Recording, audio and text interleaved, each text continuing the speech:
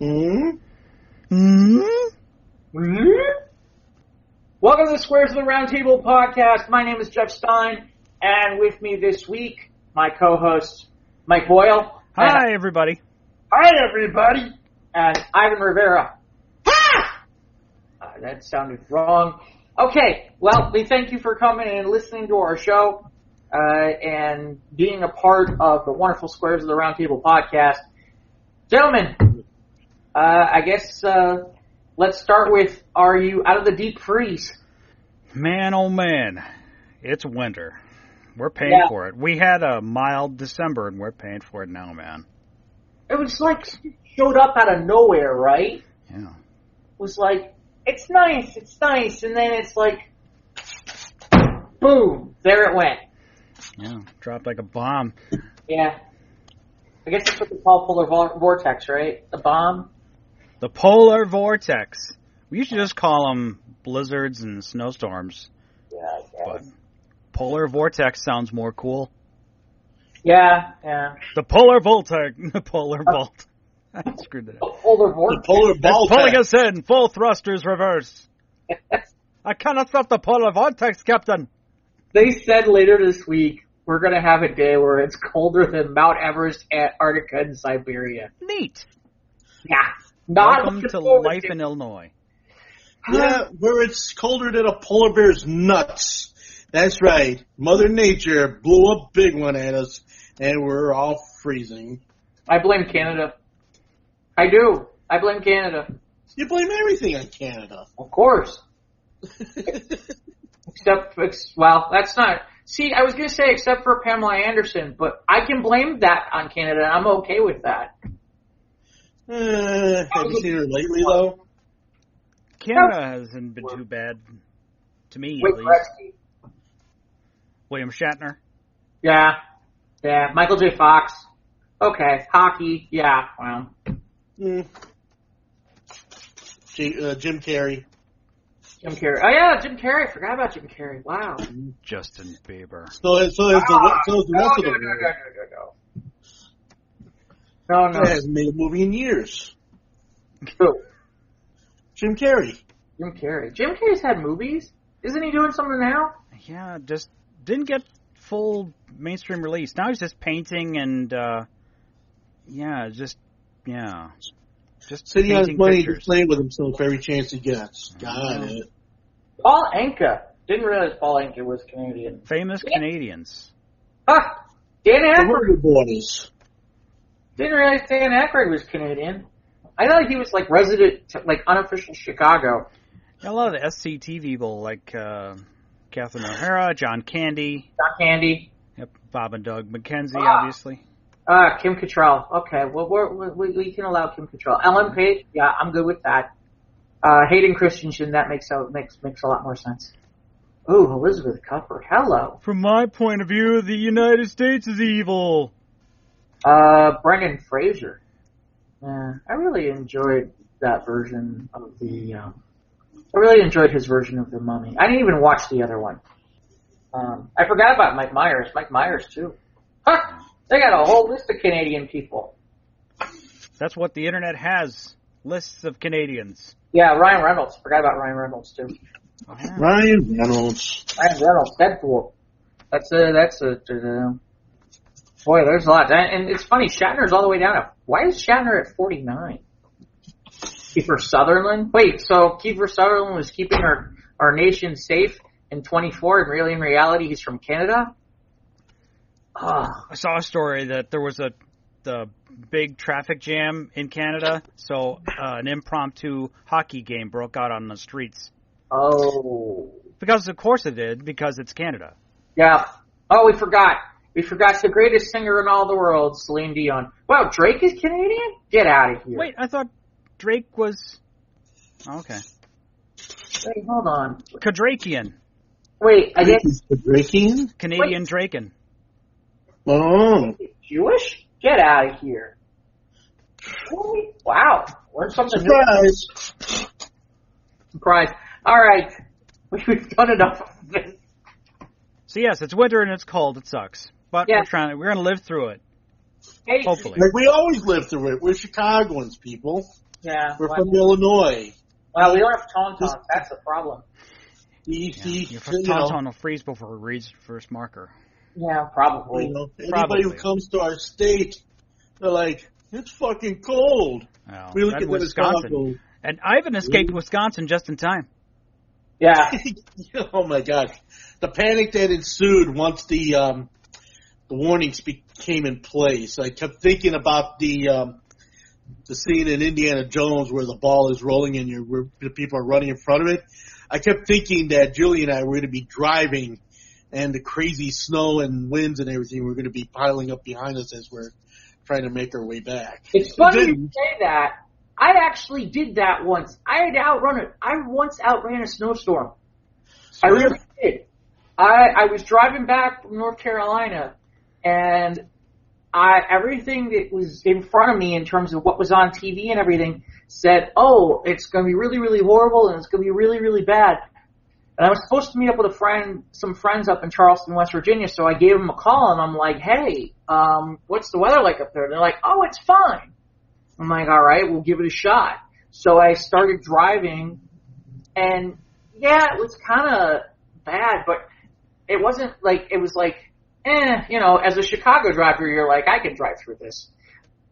And it was funny, I was like, if at any point in time I got to pull over and I got to stop, that's it. So I got to the first point where I was going to stop, and I'm like, hey, really, this isn't that bad. And then I kind of got into the mountains, and I was a little bit nervous because it's like, at least in Chicago, if you skitter or something happens, at least you're still on solid ground. Okay? In the mountains, you skitter, the next thing you know, you'll be free falling like Tom Petty. Yeah, so, but it was interesting because somehow of all things, they actually, it must be because it was a toll road I was on, they actually had, in the middle of nowhere, they had salt trucks, so I was following one for the most part. I got about 2/3 of the way there, and then I hit some serious whiteout conditions. The problem was, I couldn't, you ever have this situation where it's like, okay, you've already passed any real exit of any sort or kind, and the next thing you know, it's like, okay, there's really nothing between here and where you need to stop. Yeah, it's desolation. Yeah. Right, and there's like no place to really stop on the side of the road either. And like these conditions were getting more like whiteout conditions. Oh. It was really funny because I'm sitting there and I'm like, literally said out loud in the car by myself, I'm like, that's it. I can't go any further. The next stop I can find, I'm just going to pull over.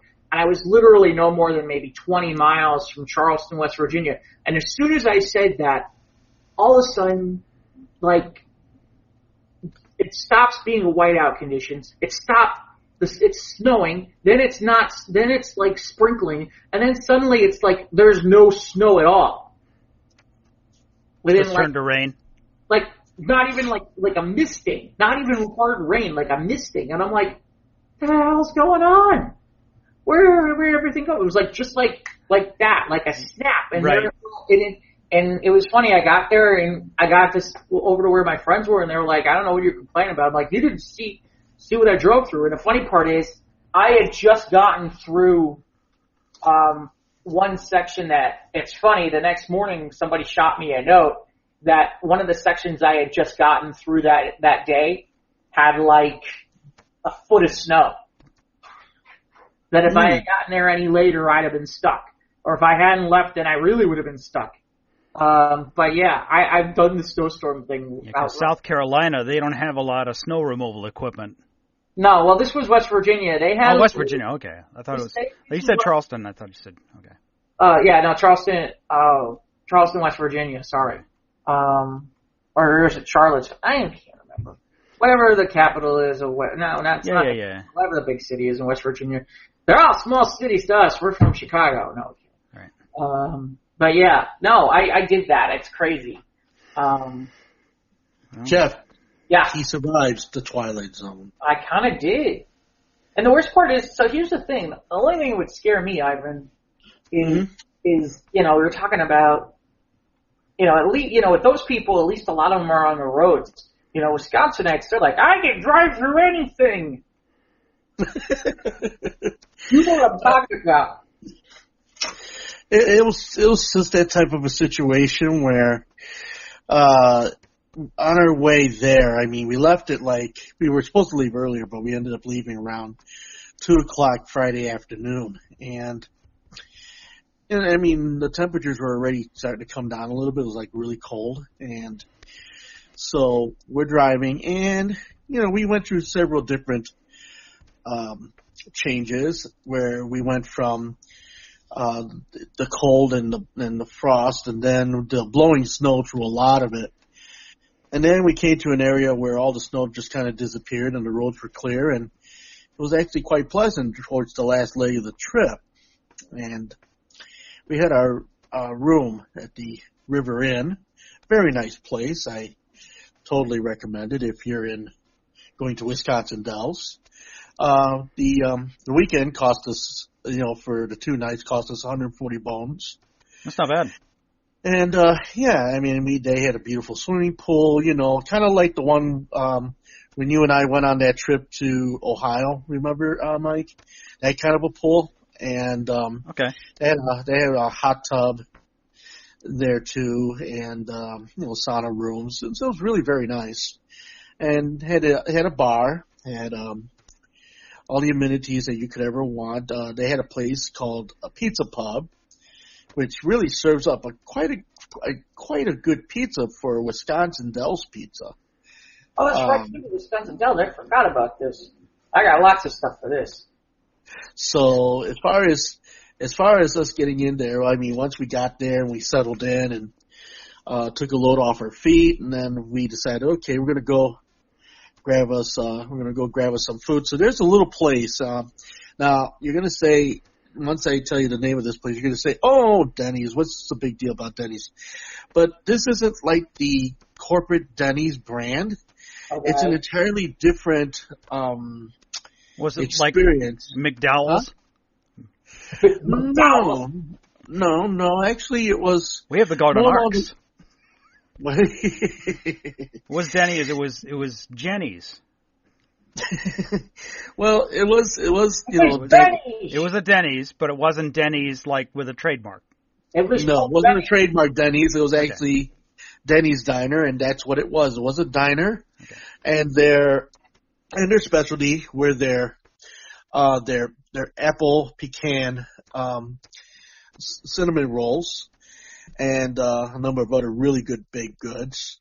But the inside interior of the place will remind you a lot of maybe an Ed DeBevick's, because it has a lot of that type of design where you got posters on the wall from different eras, and you got a cat in a hat on a string that rolls back and forth above your table, just rolling along, and they had trains suspended, on tracks up on, by the ceiling, and, they go around the room, and they have a Superman inside of a telephone booth. He's in a state of getting out of his regular clothes and ready to get into his super suit, and plus many other different types of things such. And the food was extraordinary, as it always, I remembered it. I mean, I hadn't been to Wisconsin Dells in a number of years, and I was just surprised that it was even still there. So it was like coming home again. It was really good.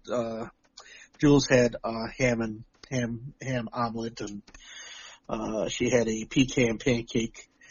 I had a blueberry pancake with ham steak. I mean, and when you tell them ham steak, they don't play around. I mean, a whole plate, the one plate alone was a ham steak. It was huge. So it's kind of like a brontosaurus burger.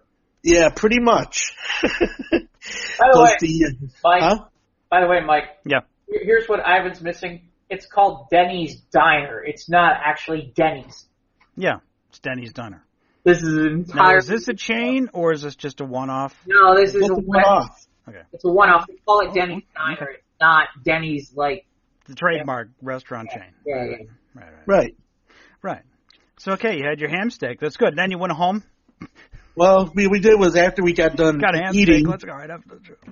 Yeah, it was great.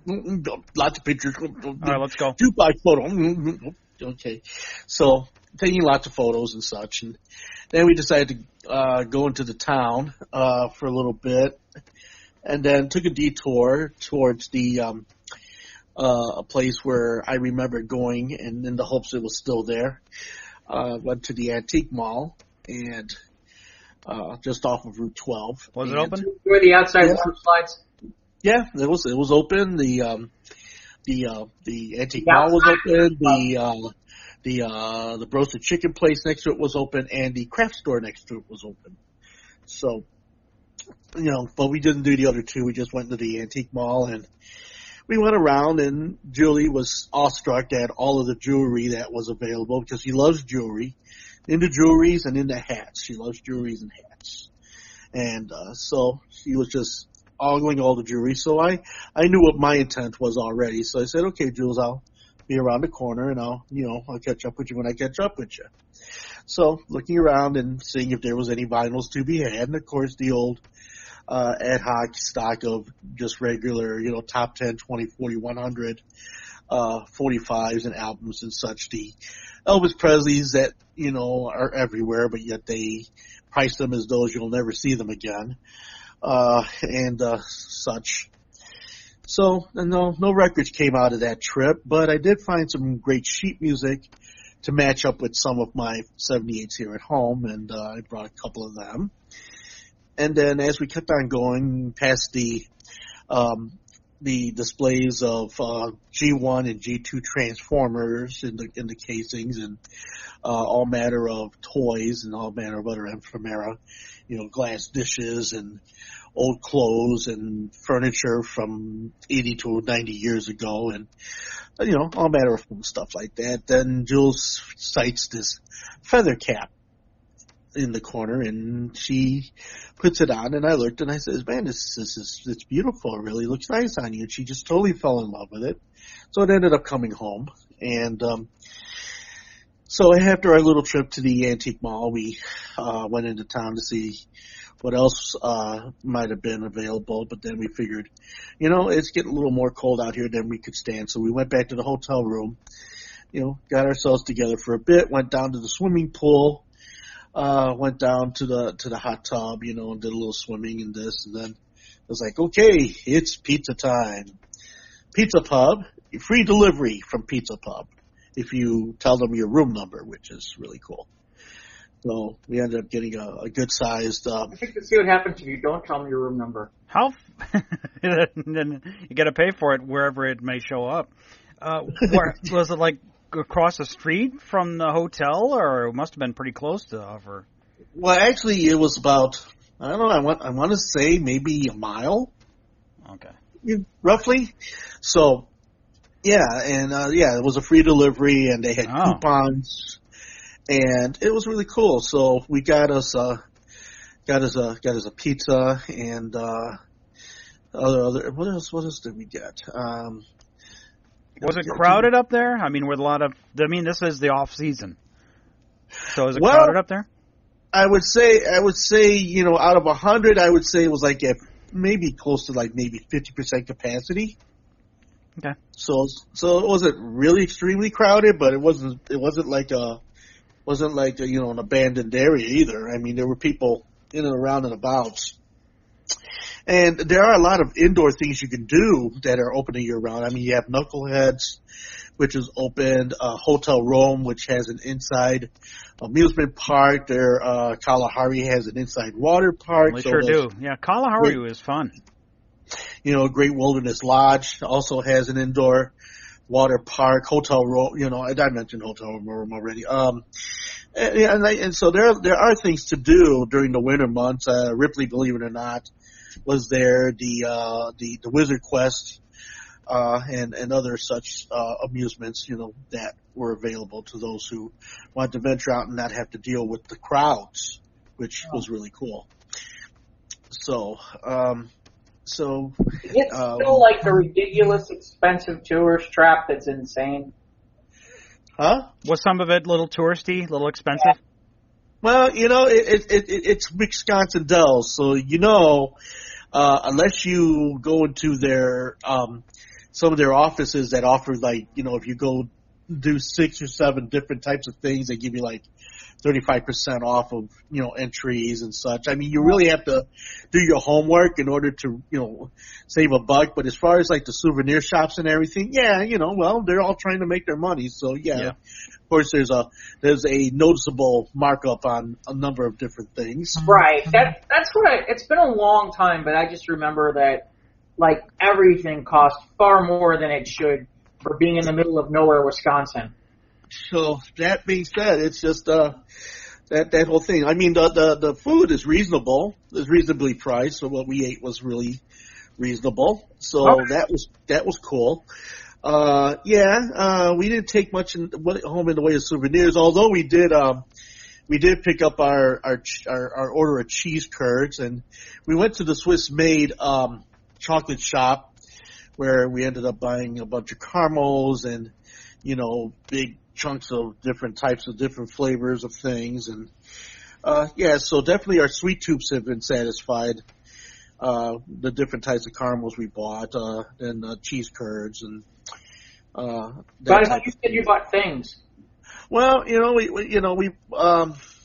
like you said, I did. I bought a couple of pieces of sheet music, bought a hat.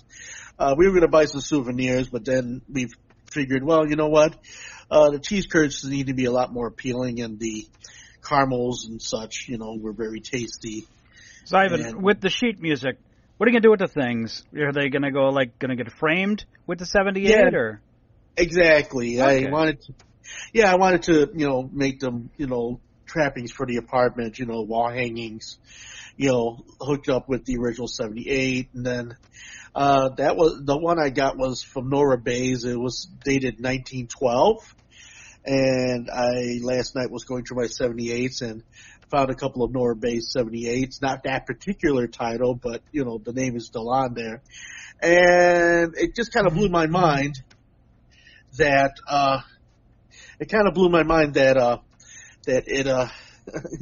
it was there, and I thought that she'd be a lot different than what I imagined her to be when I heard her records. Well, like I said, I don't know. Like I said, so did you go to any of the water parks at all? No, not at all. No, we just did the little pool in the hotel. Yeah, we just tapped it with the pool and the hot tub in the hotel and everything. And it was great, Okay. So we very, very basic type of a getaway. It was just more like just wanting to relax and trying to get away from it all. I'm glad you had a good time. It was fabulous. All right. Very much needed. I'm recharged. I feel good, and it's wonderful. Mm. Yeah, no, I gotta be honest. For the most part, I don't know about you, Mike. I was kind of homebound most of the weekend. Yeah, I shoveled. We got a little bit of snow over the weekend, so I shoveled Sunday. Then I did a couple of runs. I went to the grocery store. Of course, it was madhouse, not only because it was Sunday, but because the storm was coming. Yeah. So, and then I put full tank of gas in a truck. It's so nice. Gas is only $2 a gallon now. At least it's nice one thing. But I'm closer to the city. Right. Where Ivan is, it's even more expensive than that. Yeah, it's in Cook County. Yeah, you get those county taxes. So, yeah, I just stayed in. I did some training classes for my work here, so more than halfway done, so that's good. That's what you're training on. So, yeah, I just got to finish all these training videos, and they're slog. Really not. They're just, not fun. Or have they been updated, or do they look like 80s corporate video? It's like a 90s internet training video with some, it's not fun. You can't just sit and eat chips while you're watching it. You got to pay attention too, because they want you to learn stuff. Ugh. So dumb. Ugh. See, I took it easy this weekend. Didn't want to do nothing.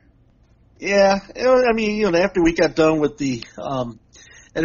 Wisconsin, and the weather report just kept yelling, 6 o'clock tonight to 6 in the morning, and we're like, And I'm telling Jules, I says, okay, well, if we leave out around 2, we should be okay. Well, we were doing fine until after we left the pizza pub, because we had the buffet. It all went to hell when we left the pizza pub. It all went to hell. That's what it went to hell when we left the pizza pub, because then that was your first mistake. We got to the place where they sold the cheese curds and all of the different varieties, and we were overwhelmed with everything that was in the store.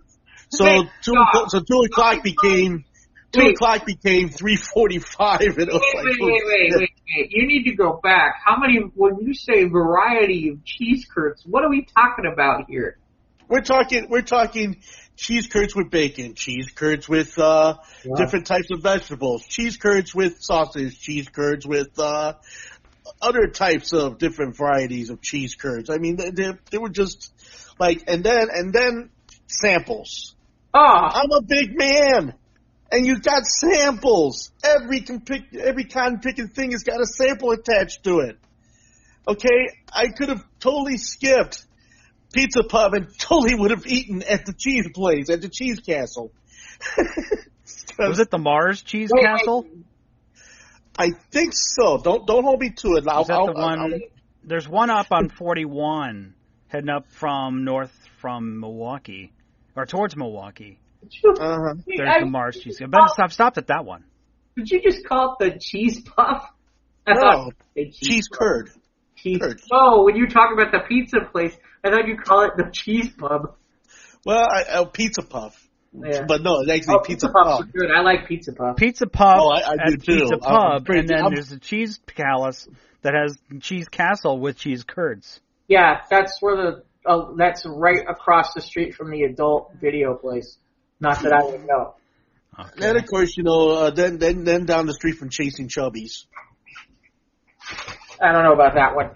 I know there's an outlet. There is a place called Chasing Chubbies. Go look it up. I'm sure there is. No, we're not. Where Destiny and Venus dance nightly.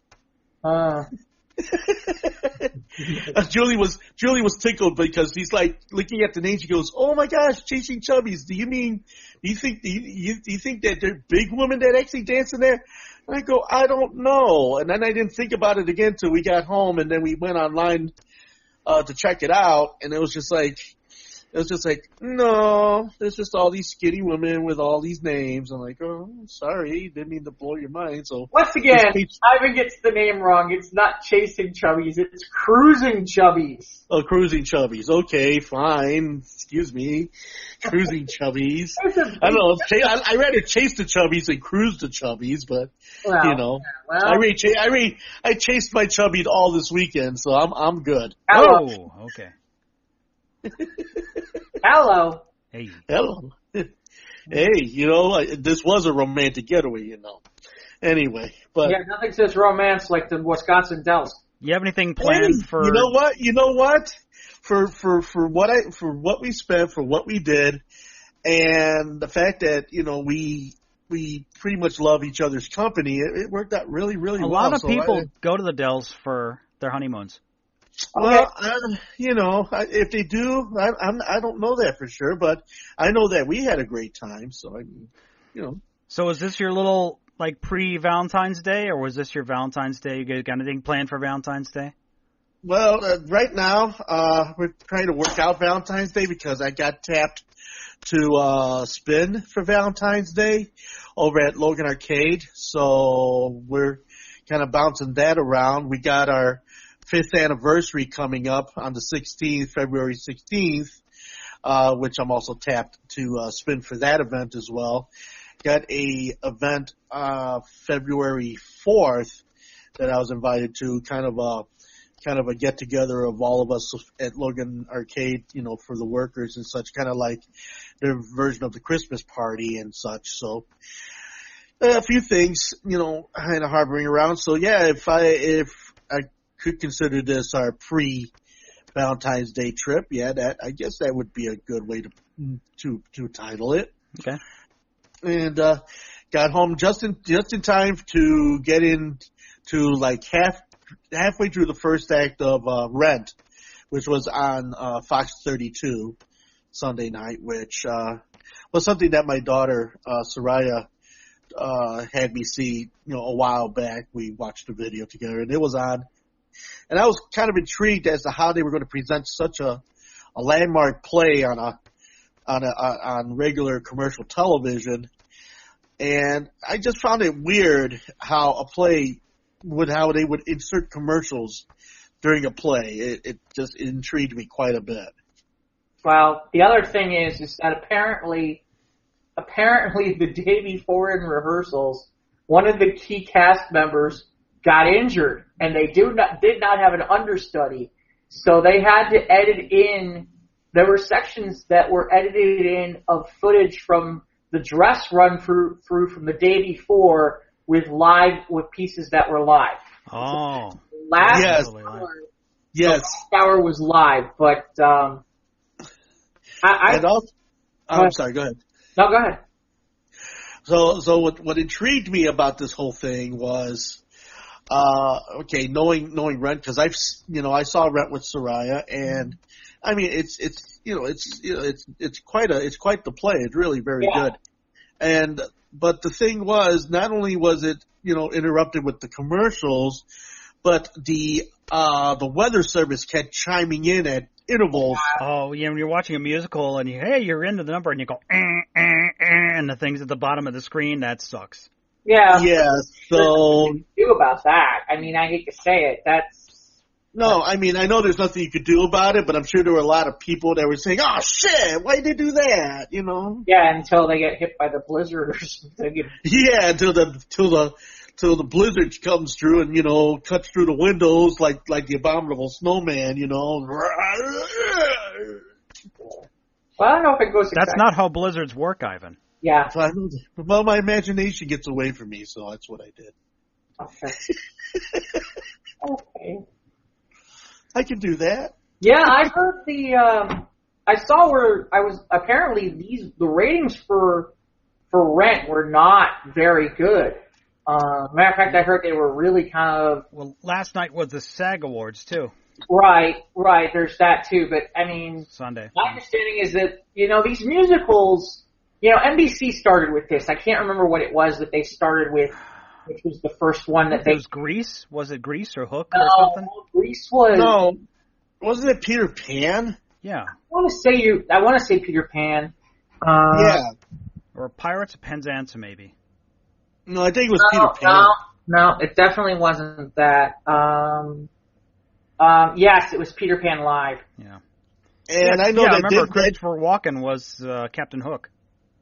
I heard that had a lot of abysmal reviews, too. That it wasn't all that good. No, well, people kept coming back for him when they did other ones. So, apparently, and then NBC is, well, no.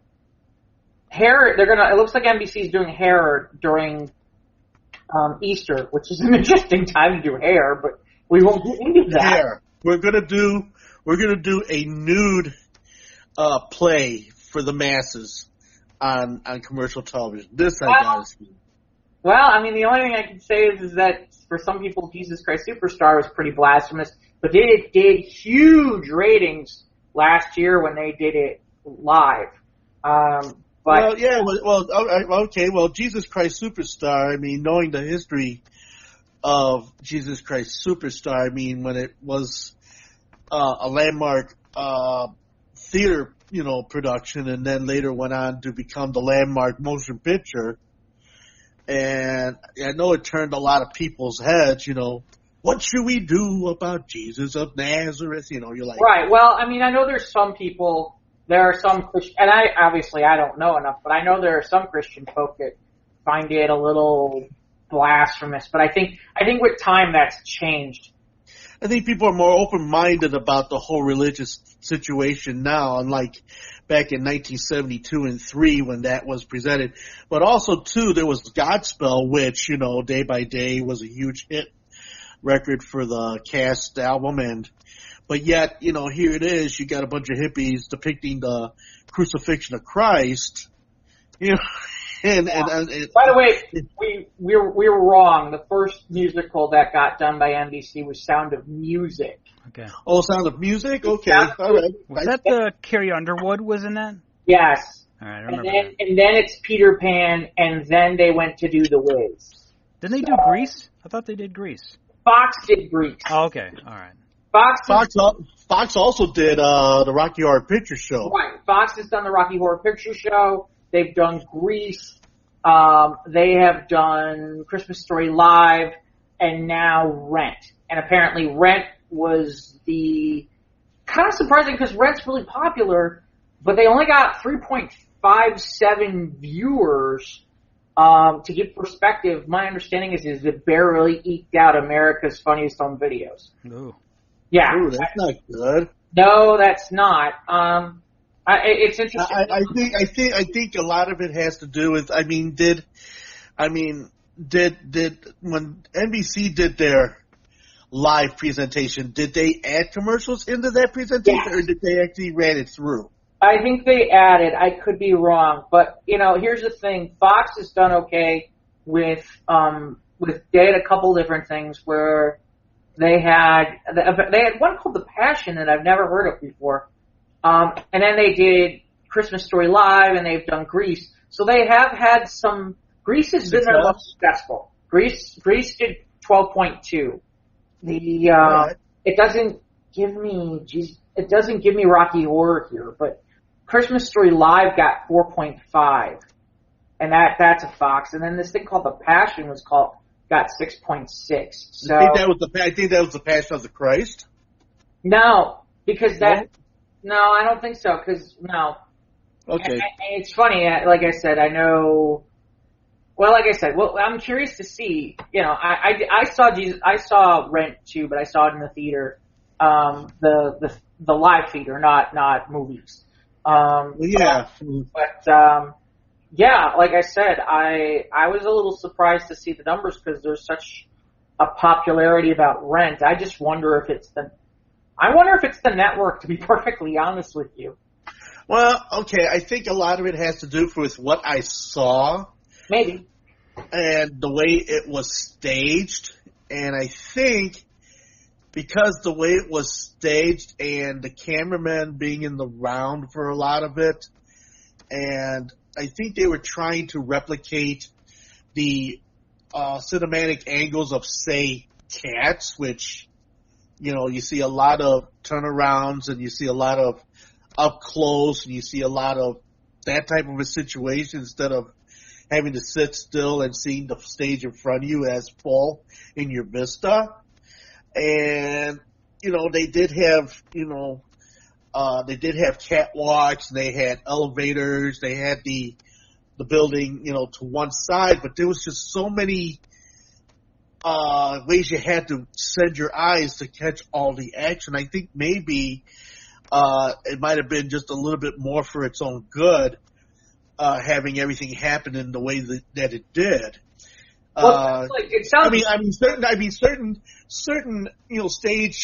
Certain stagings work. Like if you go to when you went to the Cadillac Theater, when I went to go see The Lion King and everything, they worked it from the entire theater's point of view, but it worked for that. And that type of staging, I don't think worked for this. I think things need to be a little bit more stationary. You said the camera angles were a little bit too dynamic? Well, yeah, exactly. There was just too much going on with the camera angles and not enough stationary positioning to really give a definition of what your eyes would have seen if you were seeing it live in the theater. Because you want to still, it's a musical and it's being on a stage. So you kind of want it to feel like a bit of a stage show. Right. Instead of having it look like you're watching a movie. Because it's a live thing, but it gave me the feeling like I was watching a movie. And just certain things to me, certain things that needed to move, didn't. And things that didn't need to move, did. Then, Vanessa Hudgens was one of the main characters in the play, which I think that was kind of let's pull out the star power and let's get somebody that people are going to recognize for the draw, which I don't think she added any more to the play. I'm not saying that she added any less, but I don't think she added any more towards that, you know. I mean, a lot of talented people who did Rent, but... Well, I mean, here's the thing. They kind of did... It sounds like they were trying to mimic what was really successful for NBC when they did Jesus Christ Superstar, because it was a little bit more... It was a little bit more where the crowd was a little bit more involved in that kind of thing, and it seemed to work for them, but... You know, I don't know. And that's the other thing. I'm glad that you've got the live crowd does help a little bit, but not if it's not mic'd properly. Which, if I remember, when I watched Jesus Christ Superstar on NBC, I remember sitting there going, "I can't hear anything. They're too busy screaming and cheering." Right, so, and that's a problem. Well, that's because I think with that they were working on the overhead mic systems and they weren't miking the actual singers and actors like they did in Rent. Because each singer actor in Rent had their own wireless, you know, tapped on their person, which that totally eliminated the whole, well, the crowds are going to overdo the voices that were coming through on the track.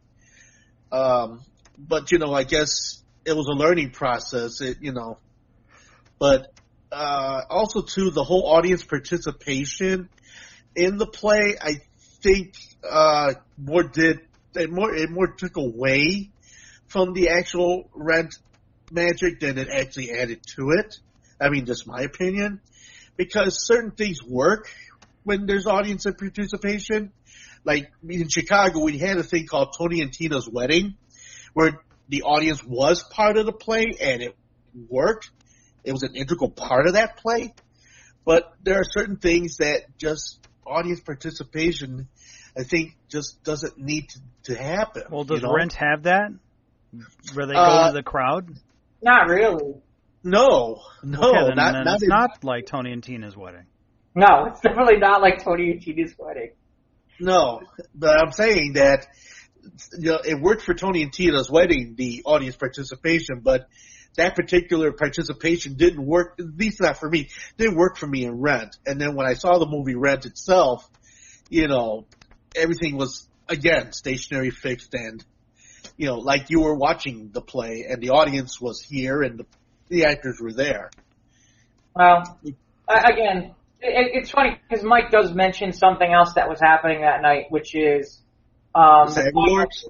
The SAG Awards were on, and the Pro Bowl. Damned if I'm not shocked that Black Panther won Best Picture.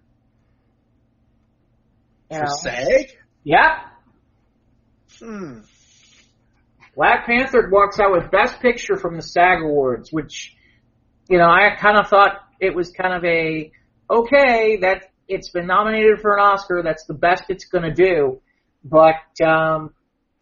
So, do you think it was just kind of like okay, well, since it got nominated as the Oscar, here's the Constellation Prize, let's give them a SAG so people won't make such a fuss about it because I don't know about that. I don't know about that. I can't answer that. I mean, I'm not saying that is or it isn't. I'm just thinking, thinking out loud at this particular moment. They're different voters though for both, so I don't know that that's really the case. Oh, okay, all right. Different voting bodies, they do things differently. It is interesting though because I think they said in the last, I don't remember if it was the last, it's got to have been 23 years. In the last 23 years, 11 of those have gone on to win. Best Picture at the Oscars. Yeah, so it's possible. I certainly wasn't thinking about it before this. When I saw, and I know some theaters are going to be showing Black Panther for free next month. That's the other thing. But when I saw Black Panther, I said, "Oh, Best Oscar." That does not didn't cross my mind because we've never gotten a superhero movie nominated for Oscar until now. Yeah, true. And remember, as months ago, they were hacking around the idea of just giving them a special award. Yeah. Well, they were talking about creating a popular Movie Award. And, that got shot down fast.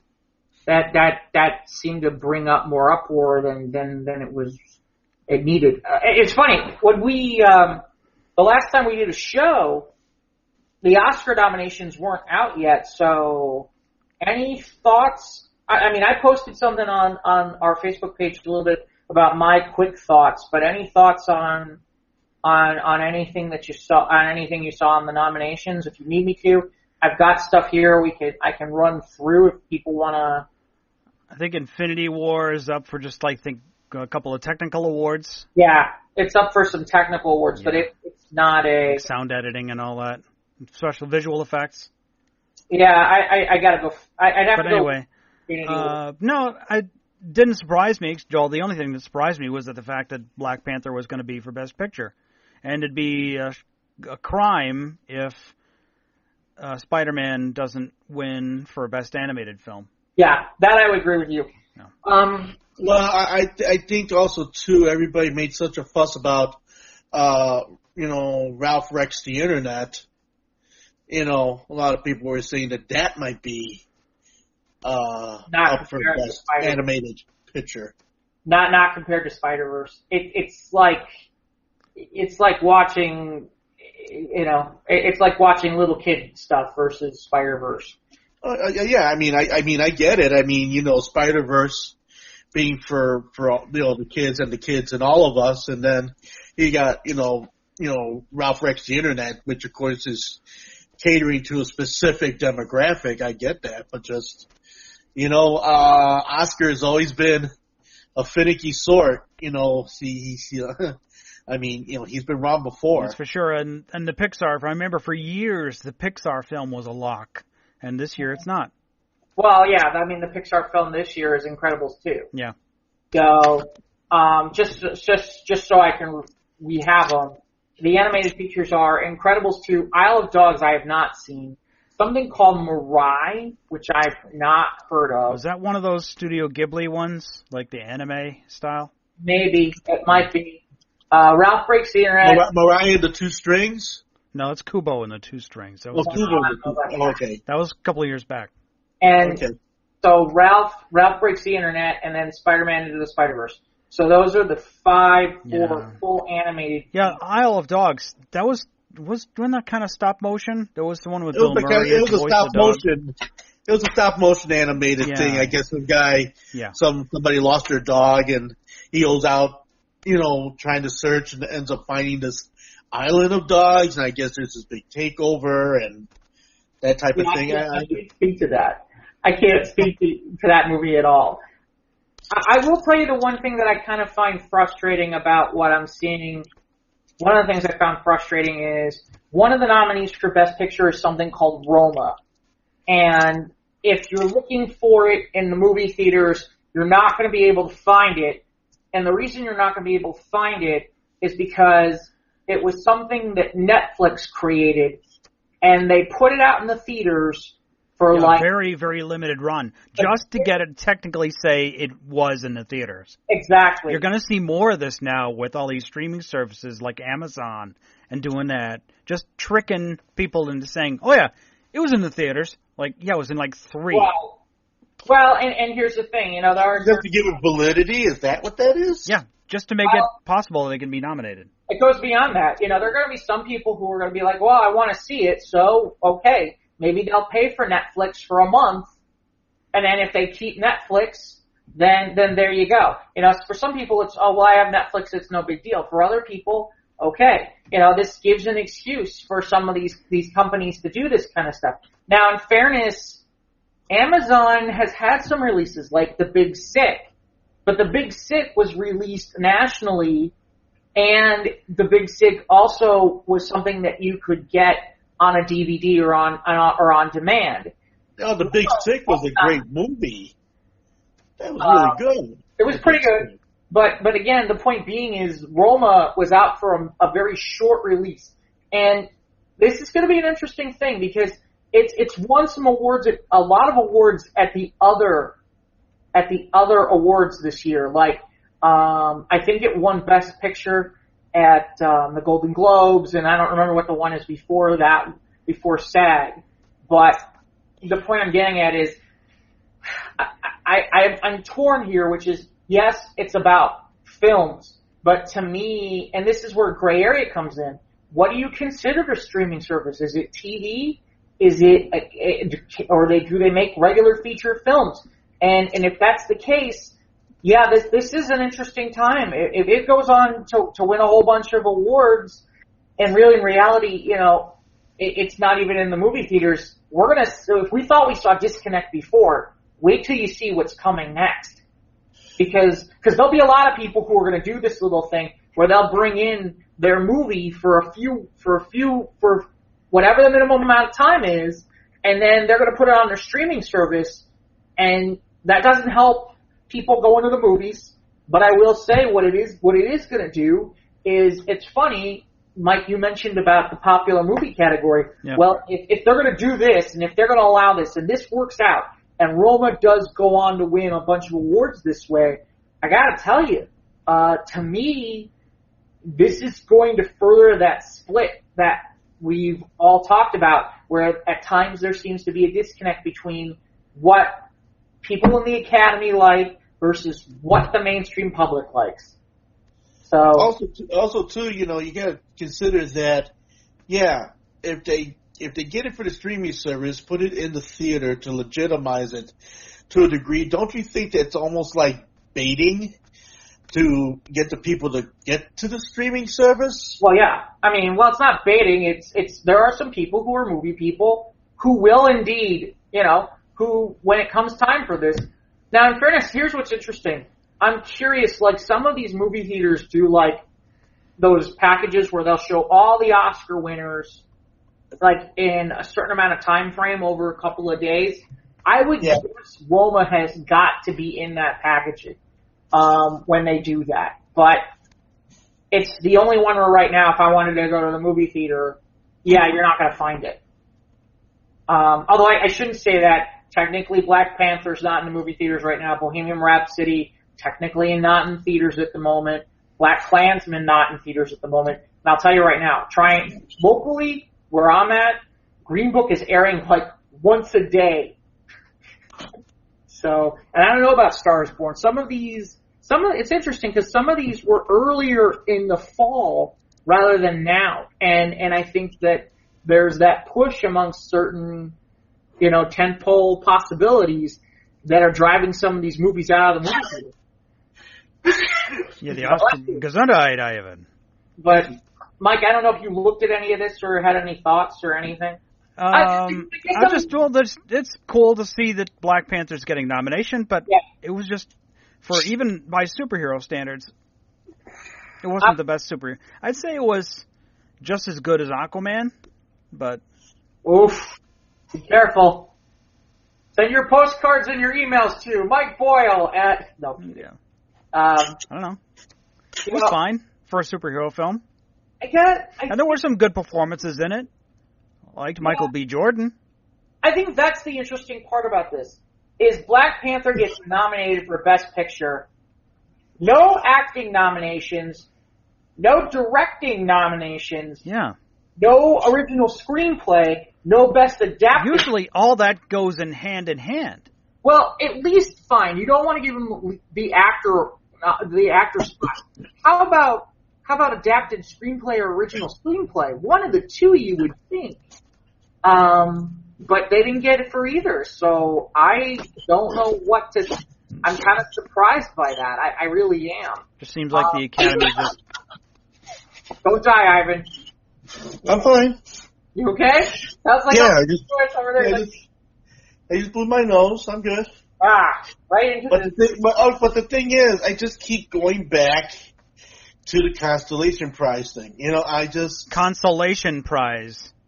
Constellation Prize. Oh, Constellation Prize. That's the name of our episode? Constellation Prize. Oh, never mind. So what were you going back to? Well, I'm just going back to that whole idea because you're saying it wasn't chosen for this, and this for the Screen, Actors Guild Award. Then what? Why did it win? Actors Guild, the Oscars, not Screen Actors. Oh, well, okay, but I mean, because if Black Panther won the SAG, but only got nominated for the Oscar, I mean, I don't know. I'm kind of in a place there. Well, I know you guys haven't seen as much, so I'll kind of try to wrap this up. To me, Okay. just to reiterate, the things that to me were kind of surprising about this were the following. One, I will say I saw Black Klansman. I thought it was a really good movie. Of the 10 that are nominated, I actually have seen 5. 2 of them I want to see. Actually, no, I take that back. Yeah, I wanted to see Green Book, but I didn't have time. 4. I saw 5. I still want to see Green Book. I still want to see Vice, which I hear Christian Bale is just amazing in. I don't know if I'm going to go see The Favorite, and I'm certainly not that interested in having to pay Netflix to watch Roma. But I was surprised to see no, considering there was rumors about it, no Mary Poppins Returns there, and no nominations for Emily Blunt or Manuel Miranda for any of the acting categories. I thought that was interesting. And well, I don't think. I mean, I don't know. How did it do in the theater? I mean, it only ran for like a couple of weeks here in Chicago by my theater. But again, that's not what they based some of that on, though, Ivan, because that's not. Oh, I know, but I'm just saying that. I don't know. Yeah. A lot of people were thinking remake, and well, it's an entirely different thing. It still did like 130 million, my understanding. So, Right. so there's that. Lead actor, I think everybody here is interesting in terms of that. In fairness, there's a few here I haven't seen. If it was me, now in fairness, I haven't seen Bale, I haven't seen Defoe, and I haven't seen Viggo Mortensen, but I have seen Bradley Cooper, and he was amazing. Again, kind of surprised. Is Mule amongst those categories? I'm sorry? Is the Mule amongst those categories at all? No, I don't think the Mule got any nominations. No, I don't think he got any nominations. Of note, Spike Lee gets his first ever director nomination. The interesting part is Bradley Cooper did not get a nomination for Star is Born, and I kind of feel like that's really kind of a slight in my mind, because I thought that was a really amazing movie. Is Gaga up for Best Actress? Yes. Okay. Yes, she is. Gaga's up for Best Actress. The names on Best Actress are interesting because it's Glenn Close, Gaga,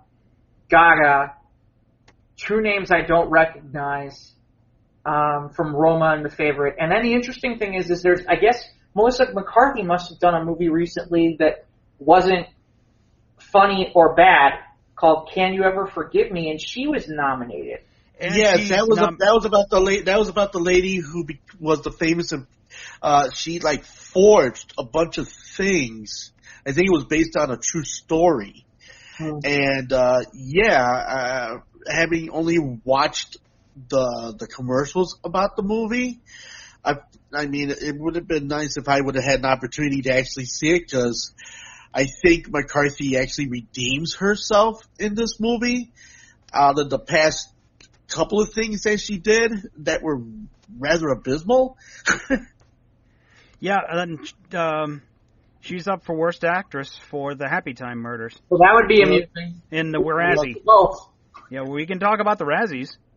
Yeah, I'd have to find those. I got them right here on. Did you? All right, so we can move away from. I'm sorry, that was the other thing. First Man, the Neil Armstrong movie. Yeah, that got snubbed. Oh, really? I had heard good things, and people were like, "Oh, they were surprised it didn't get any real nominations." Yeah, no. So it got snubbed? Well, it has some nominations, but not anything in the Best Picture or acting or anything along those lines. The technical end of things. Well, it's funny. Here, ready? Visual effects is Avengers Infinity War, Christopher Robin, First Man, Ready Player One, and Solo, a Star Wars story. So okay. Yeah, there you go. Okay. But yeah, like I said, I think the most amusing part is that Darth Maul is up for an Oscar. Okay. Darth Maul's up for an Oscar. Well, I don't know if the Phantom Menace won any it might have won a technical award. It might have. Episode 1. Menace, you mean for visuals or something? You mean Force Awakens. But yeah, Adam Driver was really good in Black Klansman, and he's up for supporting actor. But I don't think he's going to win. No. But apparently Darth Maul is on the use your Force powers, dude. Maybe you'll be okay. That's right. Get that double-sided lightsaber. Yeah, the wrong guy. Wait, no, Darth Maul is the right guy. Yeah. I'm not thinking of Darth Maul. Who am I thinking of? The other Kylo one? Ren. Kylo Ren. That's the one. Glad he ditched That's that. the one. And that's coming in December. I think I just lost my Star Wars card. Yeah, you just lost your nerd card. You have to sit down, Jeff. Yeah. Okay, so the Razzies. Of course, at the same time the Oscar nominations comes out, the Razzies come out. So, worst picture: Gotti, The Happy Time Murders, Holmes and Watson, Robin Hood, and Winchester. Well, I would have to, of the first two, I would have to say Gotti and The Happy Time Murders. I heard Holmes and Watson was really bad. Yeah, I heard that too. I've heard people walk out of it there. Yeah, I don't. Ooh, walkout bad. That's bad. I don't see anything here where I sit there and go, let's watch it to see. I don't know what Winchester is. I've never heard of this. In fairness, I think the Robin Hood movie just came out at the wrong time. Yeah, it was. I think so. That's the one with Jamie Foxx? Yeah. Okay. Yeah. Right. And the kid from the king from Kingsman. Right, yeah. That guy. I can't remember his name, but you know what I'm talking about. Worst actor. The voice of Johnny Depp for Sherlock Gnomes. Oh, this is the best. I see what you're looking at. Will Ferrell for Holmes and Watson. John Travolta for Gotti. Donald Trump as himself in Death of a Nation and Fahrenheit 11/9. And Bruce Willis in Death Wish. What do we think are that it's going to go to Trump? That was another one that I didn't hear this Death Wish movie with Bruce Willis. This went under my radar for me. They tried to remake it. Who's in the women's category? Worst actress is Jennifer Garner for Peppermint, Amber Heard for London Fields. Yeah, Amber Heard not so worried about that considering she's an Aquaman. Yeah, and she was good in it.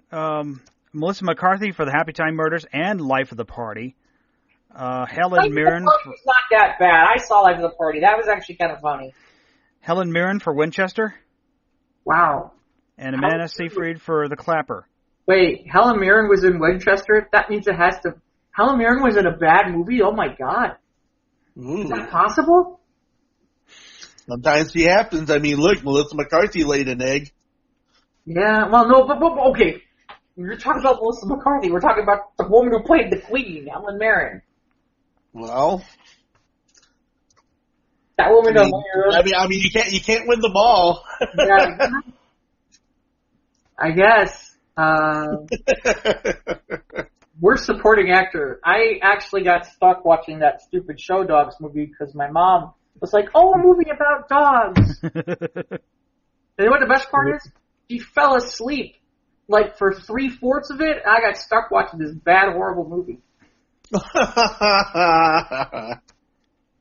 Yeah, Jamie Foxx for Robin Hood, Joe McHale for The Happy Time Murders, John C. Reilly for Holmes and Watson, and Justice Smith for Jurassic World: Fallen Kingdom. Justice Smith, was like the villain? I don't know. Hold on. I don't remember. Yeah, I don't know. I didn't see the Jurassic World 3 or Jurassic World 2 or... I did. I saw it. Oh, Kim. Yeah, this is the annoying tech guy who's scared crapless of everything. Okay. And then the voice of Ludacris for Show Dogs. Yeah, he was bad. That was Gesundheit. That was really bad. I don't Thank you.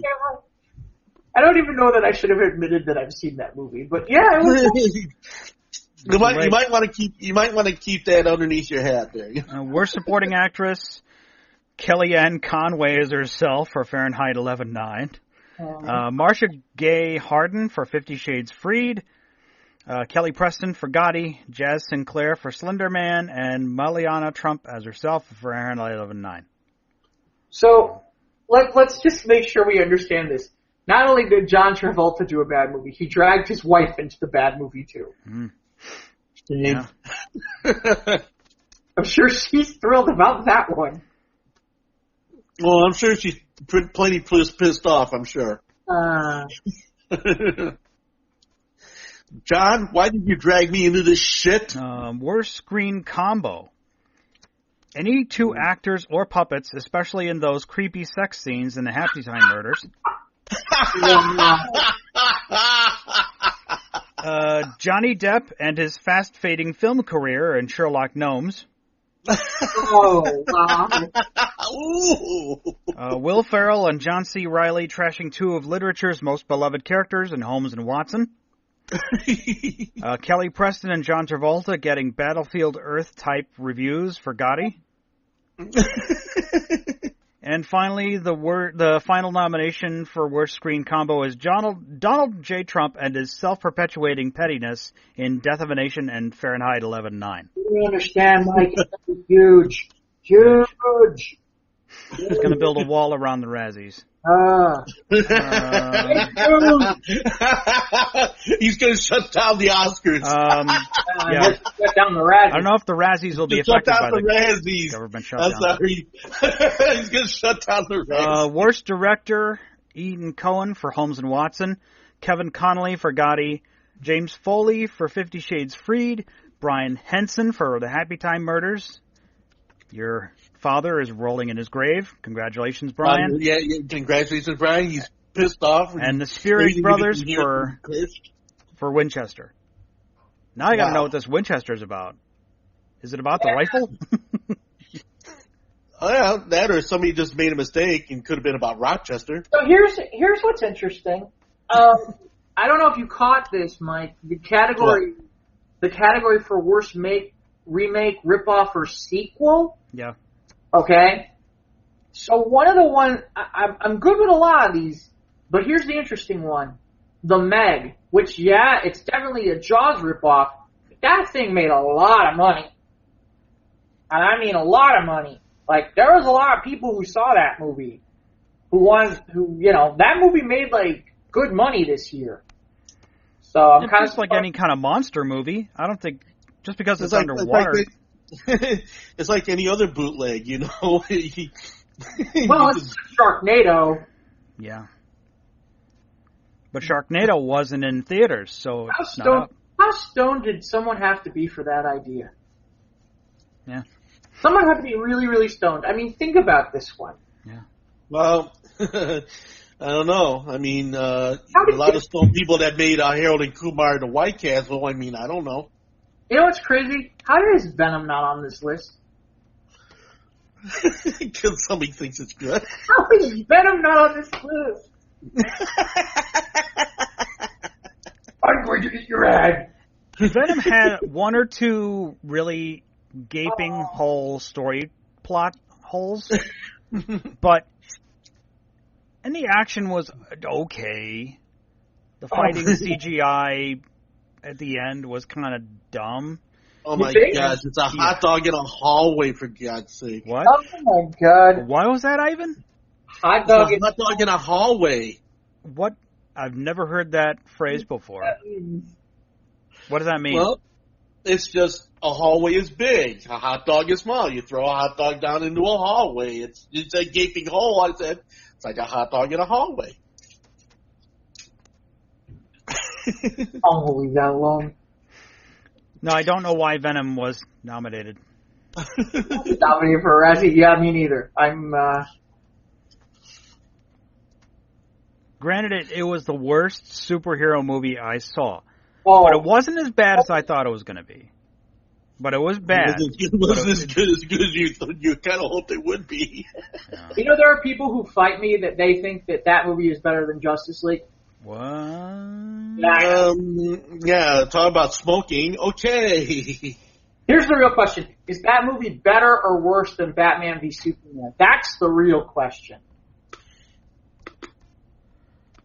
There are parts of BVS I liked. Yeah. See, the problem is at that point, I just think there were no parts of Venom I want to fast forward and watch. Yeah, that's true. That's a good point. I'll take that. I'll buy that. I'll buy that for there's no rewind properties within this movie. Except for the part where he sits there and says, "You're a loser, Eddie, just like I'm a loser." Because Venom's such a loser. Okay. However, so speaking of movies, I'm hoping. What trailers are we hoping to find on Super Bowl Sunday? That's coming up. I guess there's a game of some sort coming Sunday. I don't know. I'm not going to watch. So that's why we're not going to find out about.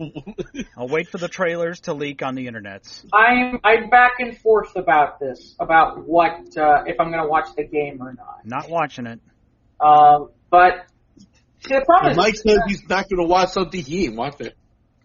Well, here's the thing. I'm tempted not to watch because I didn't watch last year, and then the Patriots lost, and I hate Right. Yeah, that's what you need to keep, Jeff, to not watch it. Okay. That may be the case. Then I'll have to watch the commercials later or something. But I'm hoping for maybe even like a 60-second teaser for episode 9. You think?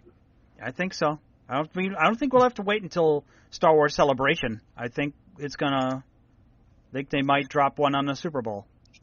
Even if it's a 30-second teaser, I'll take it. I just thought about something. You know, in the whole conversation of movies, we haven't heard anything about Bumblebee. Well, it wasn't. I don't know if it was out in time or.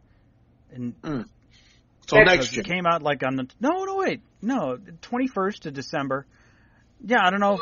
I don't think Bumblebee's up for any technical awards. No, there was some seamless CGI in that, but no, I'm not surprised. I'm gonna guess we're gonna see either or maybe even both, a Dumbo and a Lion King ad.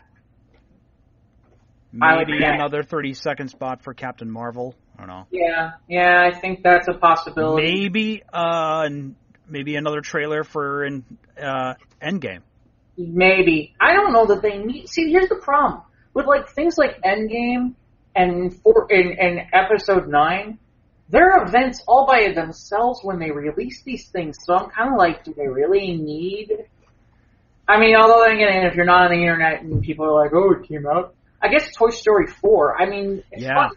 Yes. Well, Toy Story Store. Toy Story 4. Store. 4. Sorry. Yes. It's all right. It's all good. Maybe the Lego movie?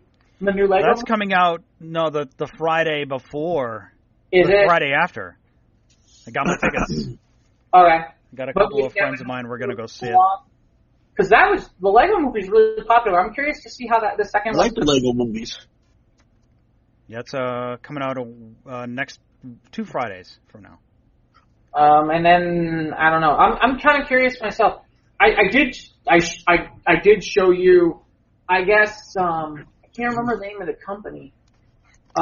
Somebody owns a company that they're calling Devour Frozen Foods, and they're running, I put it up on my page, maybe I'll put it on the Facebook page. They're running an ad that I don't know if it's going to get on the Super Bowl, but it's supposedly for food porn, and it's totally sexualized, and they ran an entire thing today on Pornhub, and then... Pornhub? Yeah. Pornhub? On Pornhub, and they actually had videos of the different foods, and it was kind of like sexualized, not like people, just like the food, like, you know, how you'd be like, yeah, baby, that kind of thing. Yeah. And then... Little Barry White. We will not play it, but apparently there was an 800 number where you could call and hear free food porn phone sex.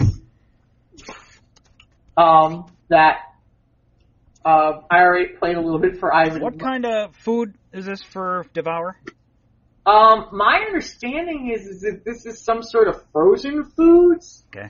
Let me see if I can find some more information. I know Chick-fil-A won't be serving anything up during Super Bowl. Why not? Well, there was a big story on last night about it. Yeah. That they're gonna turn. They got to stand at the stadium, but they're just gonna allow another company to use it, and it's gonna become a fry station. Well, Chick-fil-A won't be selling anything at Super Bowl. No, because Chick-fil-A's closed on Sundays. Right. Chick-fil-A is closed on Sundays. The Lord. The Lord. Yeah. Amen. Yeah. It sucks because a couple of Sundays ago, I'm off on my day off, and I had to go to Crystal Lake and run some errands, and I'm like, oh, cool, I'll get some Chick-fil-A on the way, and sure enough, I remember that it's Sunday, and I'm like, damn it, I can't get my Chick-fil-A sandwich on Sunday. So you here. This will top you. I'll make you feel better than that. So when I went to North Carolina, right before I was going to go in and work on some weight loss stuff, and I was going to be there for about 3 months or so. I decided I was going to have one celebratory meal before I got in, and we don't have Chick-fil-A. At the time, we didn't have Chick-fil-A here in the Chicago area at all. Mm-hmm. And so I drove over there and waiting in the drive-thru, and nobody's answering anything. And I'm like, hello? Hello? Hello? I'm like, what the hell? There's nobody here? How does that work? What is this, like some sort of conspiracy against me? I didn't find out till much later that Chick-fil-A is never open on Sunday. But I thought like the worlds were conspiring against me. But yeah, I was sitting in a drive-thru. Well, I can't go to Chick-fil-A today. I guess I'll go across the street over to Hobby Lobby and Yeah. Mike, that's bad. So Devour Frozen Food is a brand of Kraft Heinz. And yes, they were running branded ads on the pornography website Pornhub on what would be now Monday and it's built around their campaign for, I guess it is a Super Bowl commercial. How do you like that? I guess this is a Super Bowl commercial. It says, see hot food porn now. I did put up the ad on my page. It's pretty hysterical. As somebody who likes to pull food porn and point that out and hashtag it, this was good. I like the branding idea. I like the concept. So yeah. Go ahead and share it to the Squares page. I'll share. I'll see if I can find the ad. Okay. Or you know what? Here, I'll do the article and then I'll do the ad. But yeah, I thought yeah. I'm curious. Not because Super Bowl in years past, like my workplace would sometimes do squares for the Super Bowl. We haven't done that, and usually my family would have it in combination because I've got 4 family birthdays in the month of February, so we'd have usually one of them on the same weekend as the Super Bowl. But we're not doing that this weekend, at least not on the same day as the game. So that coupled with the Patriots, I'm like, nope, not going to watch it. There were times, though, like especially when the team from Green Bay would be in the Super Bowl, my folks would go next door, and we used to have neighbors who did Super Bowl parties all the time, where they would go over and watch the game. But not this year. Not done it. Well, like I said, it's it's interesting to me. I'm torn. I'm not against the Rams, and if you're going to at least have a game, it's good to have somebody you hate to root against. Yeah. The problem is that the Patriots have been around too much, and I don't trust that they're not going to do something I'm going to regret. And Unfortunately, there have been too many times where at least the games have been better in the last 10 years than they were previously. But, yeah, I don't know, just so I can do what? So I can stuff my face full of chips and buffalo wings and buy squares that I don't end up getting the number because somebody decided to kick a field goal at a wrong time or something. I don't know. and suddenly my numbers aren't there anymore, you know. Well, I'll be doing other things on Super Bowl Sunday, so I won't be bothering with them. Like I said, we should probably watch the ads sometime on Sunday night or Monday, and then we can talk at least about that next week. That sounds good. Yeah, that's definitely possible. But yeah, I think that would be the way to go. Yeah. By the way, just to Mike mentioned something, and I want to kind of circle back.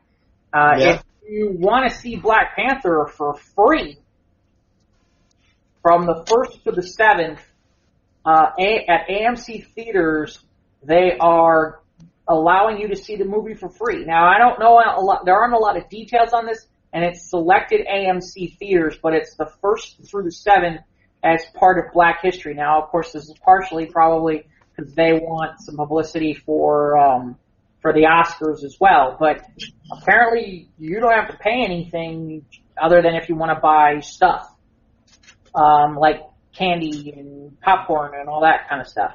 And, you know, but you can go see the movie for free. I don't know how many showings or anything along those lines that's not been made clear or what AMC theaters are going to do it. But that's, you know.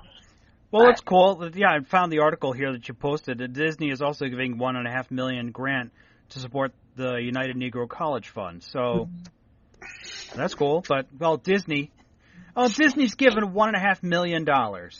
Disney, I think they could dig a little bit deeper into their pockets. They could. I think they could. I'm not going to complain. At least it's not where I see some people. Yeah. Like something's better than nothing, but $1.5 million seems like chump change. Seems like a drop in the bucket to me. For the mouse, yeah. No, I've seen ones where it's like, we're donating $50,000, and you look at them and they're like, you're like a multi-millionaire. Like you have theme parks in most parts of the world, including America. And you add up all the box office receipts that Disney made this year. Yeah. Between Disney, Pixar, Star Wars, Marvel. You add all those up, $1.5 million ain't shit. Yeah, right. Probably 1%. Yeah. Take it back. It may not even be 1%. Yeah. Oh well. But at least it's cool. People get to go see the movie for free, so it's all good. People get to go see it for free. It's all good. One other thing, and it's on the Squares page. The first teaser for Birds of Prey, which is Harley Quinn, Black Canary, Huntress. And that whole bunch is up on our page. There was a quick... Yeah, it's only like 20 seconds. Yeah, well, it's a tease. It's, you know... Yeah, but at least Margot Robbie's back, so... Yeah, it doesn't say how soon they're doing that or when that's coming, so... I don't know if that's the end of this year or if that's 2020. I presume maybe this summer? I don't know. I don't know if they're filming it or not. It might be 2020.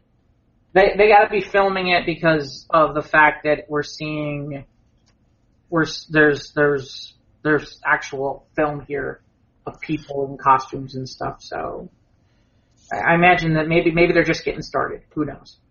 Trying to think of anything else we still haven't hit or haven't talked about or. Nothing up on IMDb about Birds of Prey. Okay. It says 2020. Does it? Okay. Birds of Prey and the Fantabulous Emancipation of One Harley Quinn. Yeah. Wasn't Birds of Prey an episode on the original WB series? WB had a Birds of Prey series, yes. It didn't do very well. Birds of Prey is based on a book DC used to do. Initially was Chuck Dixon, and then it became Gail Simone. where it was Barbara Gordon, who's in a wheelchair because the Joker shot her, known as Oracle, and it was, it started with her and Black Canary, and then it started to expand to other people and other women that she would bring in once in a while, like Huntress and whatnot. So, it was a popular book. I want to say through the early 2000s, maybe even in the 90s. So I'm not shocked that they're trying to develop it. Well, I mean, from some of the animations that I did get to see of it, I mean, I thought it was an impressive situation, but I don't know why they didn't keep up with it. I thought it was good. Okay. Hey. I have officially, I don't know if we want to play with this or not. There is a list of every British swear word that has been ranked in order of offensiveness. All right. Just so you know, you go to Britain, you've got your low-level ones, and you got the ones that you mean business. So there, more than 200 people were across the UK were interviewed on how offensive of the finding of the vast rate of rude and offensive. There were 150 words total. They were rated mild to medium to strong to strongest. Do we want to start from mild, or do we want to work our way up? Let's work our way up. Okay. Let's start at the low end ones. Mild would include words like arse, bloody, bugger, cow, crap, damn, ginger, git, God, goddamn, Jesus Christ, minger, and sod off. How about Nancy? Wow, using the Lord's name in vain is considered mild in Britain. I guess so. Well, at least according to these people. Okay. This may not be the most scientific poll. Medium, arsehole, balls, bent, bitch, bollocks, bullshit, feck, munter, pissed or pissed off, shit, son of a bitch, and tits. Okay. Strong. Okay. Bastard, beaver. I don't understand how that's okay. Beef curtains. Oh my. I don't know what that means. I think I have an idea. Okay. Bell end. Blood clat. Oh my. Sponge. Cock. Well, yeah, okay. Dick. Dickhead. Fanny. Flaps. Gash. Knob. Minge. Or minge. Crick. Punani. Pussy. Snatch. And twat. Fanny. Okay. Consider Fanny is you say Fanny in front of most Americans, they just laugh. Okay. Right. That mean business over there, so. There are only 3 words in the strongest category of the 150. Any guesses on what they are? Hey, kids at home, cover your ears. No. How about any guesses? No. No. Okay, here we go. Lay it on us, Jeff. Cunt. Yep. Fuck. And motherfucker. Yep. Okay. Oh no, that motherfucker is just universally bad. And the C word, yeah. I find it interesting that Fanny is worse than shit. Yeah. In Britain, apparently it is. Okay. So, all right. all right. They didn't even mention Nancy. Yeah, well. Yeah, Nancy? I don't know. Nancy, I think Nancy's like relegated as like queer. What happens when you're flying a plane and it's like, hey, turn on the flaps? Do you get your butt kicked? Don't be such a bullock. That's not. See, this is why we don't live in England. Plus, the food sucks. That's funny. The food is really bad, and it sucks. I don't know. I just thought I'd throw this out there. Were you supposed to do some sort of weird segment, Ivan? Weird segment on what? I don't know. I can't remember. Wasn't he supposed to do something like? I don't know. Yeah. I tried to launch a few segments, but. Oh, we were supposed to guess on something. You were supposed to have something we were supposed to be able to guess. Oh, okay, yeah. Let me go to the almanac. Hold on. It was like the 80s thing. No, I don't. Yeah. Do we want to do that? It was the 80s almanac. Hold on. I don't have any notes from last week of anything that Ivan needed to do this week. Maybe it was 2 weeks. That's okay. I got it right here. Here we go. He's got the Gray Sports Almanac he stole from Biff. Yeah. Okay, so what year do you want to go between 1980 and 1988? Okay, that's a big. Or 1989. That's a big disparity, but let's do it. So pick a year. What do you want, Mike? My favorite year, 1984. Oh, Okay. 1984. Here we go. Oh. Ta-da! 1984s. Okay. Now, let's go ahead with. All right, the debut artist of 1984. All right. Can you guess what some of the debut artists of 1984 were? How many do we need? Well, let me see. There's 1, 2, 3, 4, 5, 6, 7. Ray Parker Jr. 8, 9, 10, 11, 12. Okay, we're not doing 11 or 12. Okay, I'm going to go for the first 12. Okay, ready? All right. Here we go. Now, what do you say? Ray Parker Jr. Which one are we picking? I don't know. I'm just picking out artists. I don't know. He says Ray Parker Jr. Nope. Nope. Okay. Let's see. Oh, is it that year or is it the next year? Damn it. Cyndi Lauper. No, she was earlier. Well, I think she was earlier. She was in the early MTV days. Nope. Nope. Okay. How about some clues? I'd like a lifeline. Okay, here we go. I will give you their record labels. That's not gonna.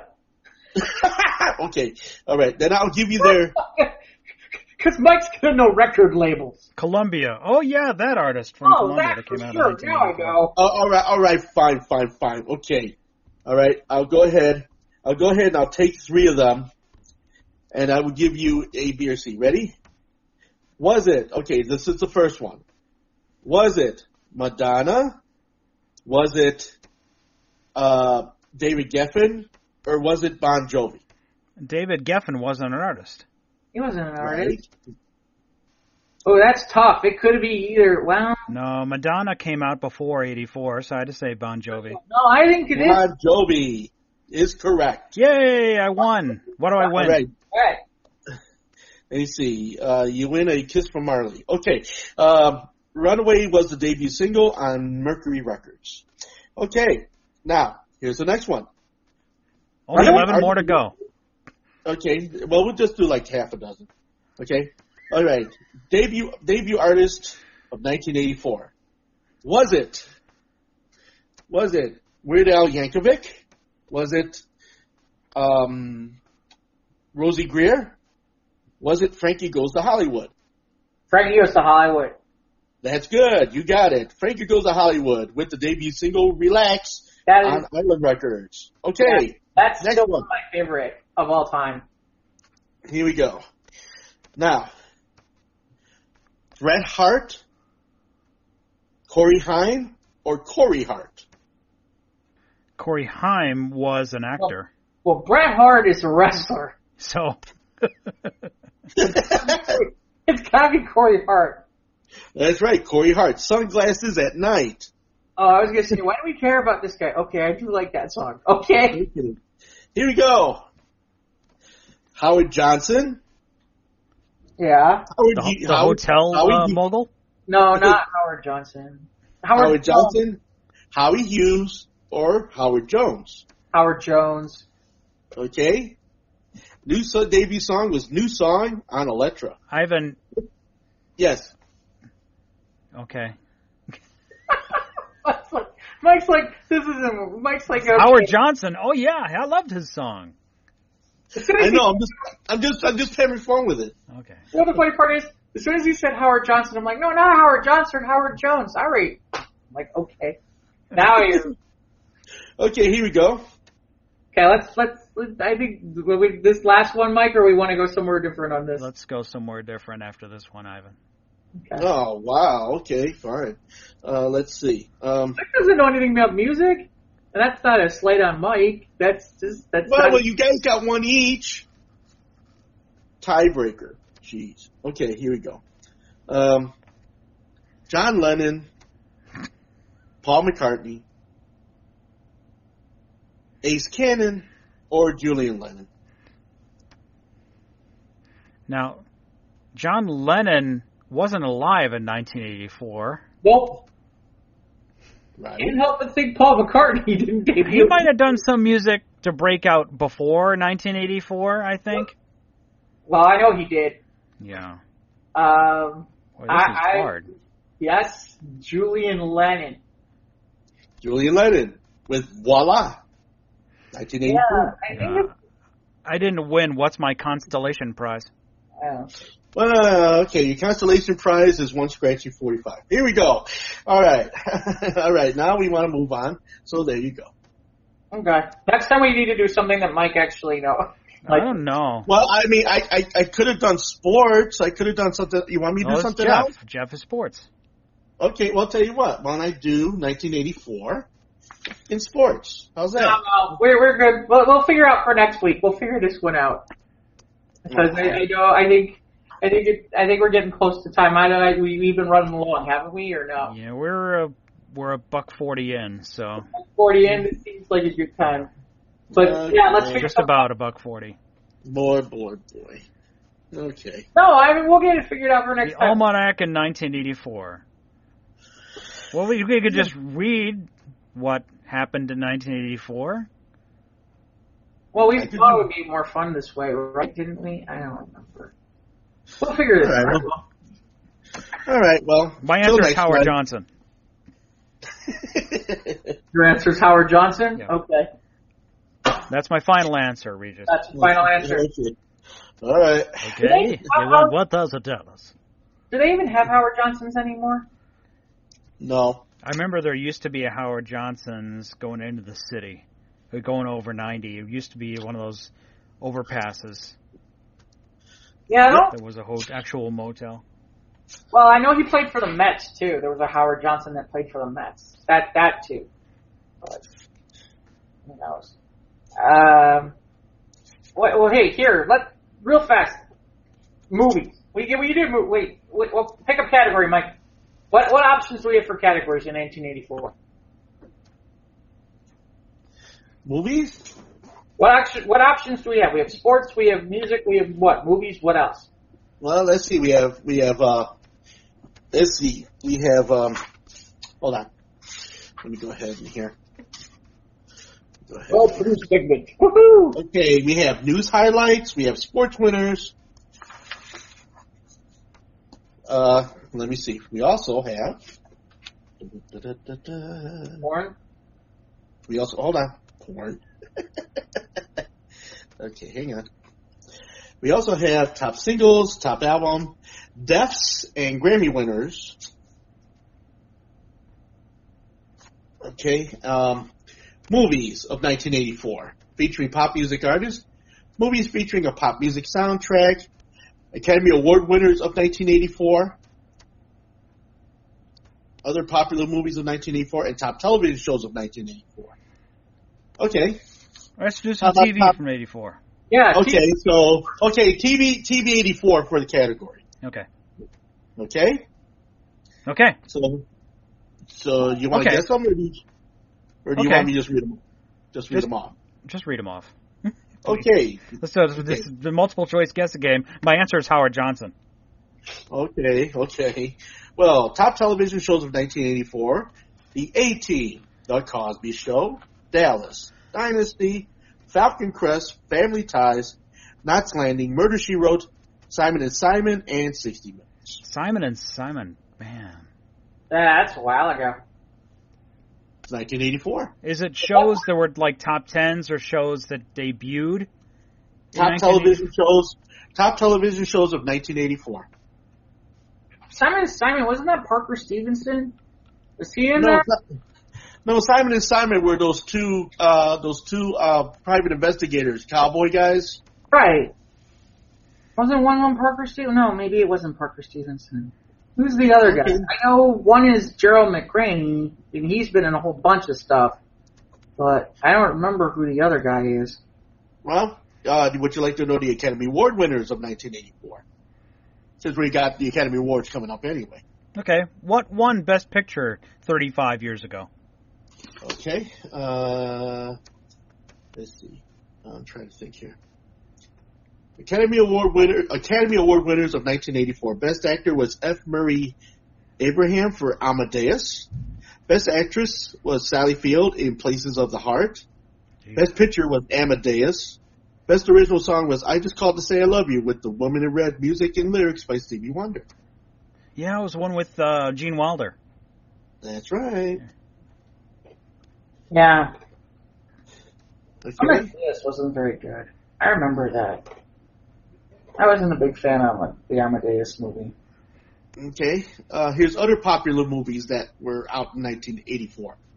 The Bounty, Gremlins, Iceman, Indiana Jones and the Temple of Doom, The Karate Kid, Mass Appeal, Missing in Action, The Muppets Take Manhattan, The Natural, Police Academy, Splash, Star Trek 3, The Search for Spock, and 2010, the year we made contact.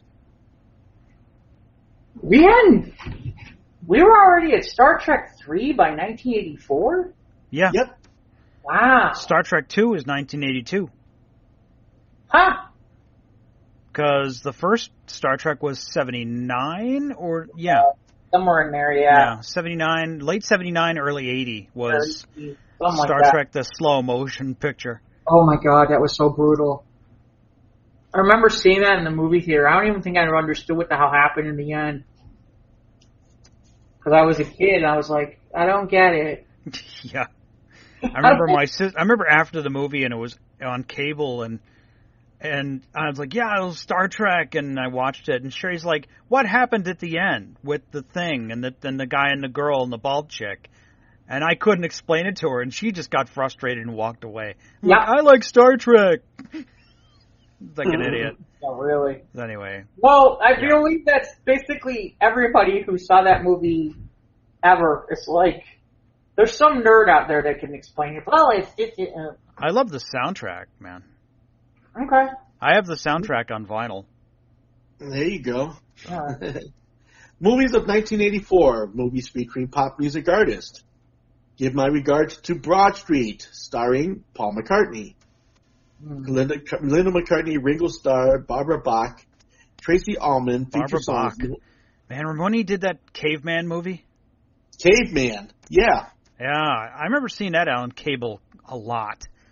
Zug Zug. Yeah. They had like names. They had like a lexicon of names that were like, you could translate. You learned what fire was and all that. When I went to go to the theater, they handed you a piece of paper with the actual definitions of what they were saying. Oh, okay. They did give you like a little glossary of words. Okay. Yeah. Zug meant sex or some kind of shit like that. Yeah. Okay. That was pretty bad. Yeah, that was bad. That was Razzie Central. It took a long time for Ringo to recover from that, but. And then, of course, more movies of 1984 include Purple Rain, of course, and this is Spinal Tap. Movies featuring a pop music soundtrack. Beverly Hills Cop, Breakdance the Movie, Footloose, Ghostbusters, and The Woman in Red. Yeah, Ghostbusters, yeah. And The Terminator. The Terminator came out in 84. The Terminator. The Terminator? Are you sure? Yes. Okay, well, sure. It's not written here on this page. Maybe just didn't make enough money back then, but it was Arnold's big break, man. Well, let's see. Maybe it might have came out in 85. Oh, 84. He's on it. No. I know. Okay, well, I guess they missed it here. Well, then your almanac needs some work, Ivan. Your almanac. Well, Arnold what can I Schwarzenegger, do? like one of the biggest blockbuster movie stars of the 80s and 90s. I need the Turbo Man. Yeah. I pray to Crom. Top singles of '84 include "Against All Odds," Phil Oh, Collins. yeah, Phil, yeah. Caribbean Queen by Billy Ocean, Footloose with Kenny Loggins, Ghostbusters with Ray Parker Jr., Yeah. I Just Called to Say I Love You by Stevie Wonder, Jump by Van Halen, Oh, yeah. Comic Chameleon with Culture Club, Wake Me Up Before You... Huh? I saw them in concert. It was good. Let me see. Wake Me Up Before You Go Go by Wham, What's Love Got to Do With It with Tina Turner, and When Doves Cry by Prince. Top albums of '84 include Born in the USA, Colored by Numbers by Culture Club, Footloose the soundtrack, Ghostbusters the soundtrack, Make It Big by Wham, 1984 by Van Halen, Private Dancer, Tina Turner, Purple Rain, Prince and the Revolution. Yeah, this is Sport, good music here. Huey Lewis and the News, and suddenly Billy Ocean. Yeah, that was a good music year. That was a really good music year. Sure was. You had sports with Huey Lewis and the News. You had Purple Rain. You had Bruce Springsteen, Born in the USA. Yeah, no, that was a bumper crop year. Yeah, that was, it was just amazing. Explosive. Amazing. Let me see, Grammy winners in '84. And do you remember who hosted the Grammys that year? Anybody? Ooh, LL Cool J, because he hosts it every year. Nope. Any more? Any guesses?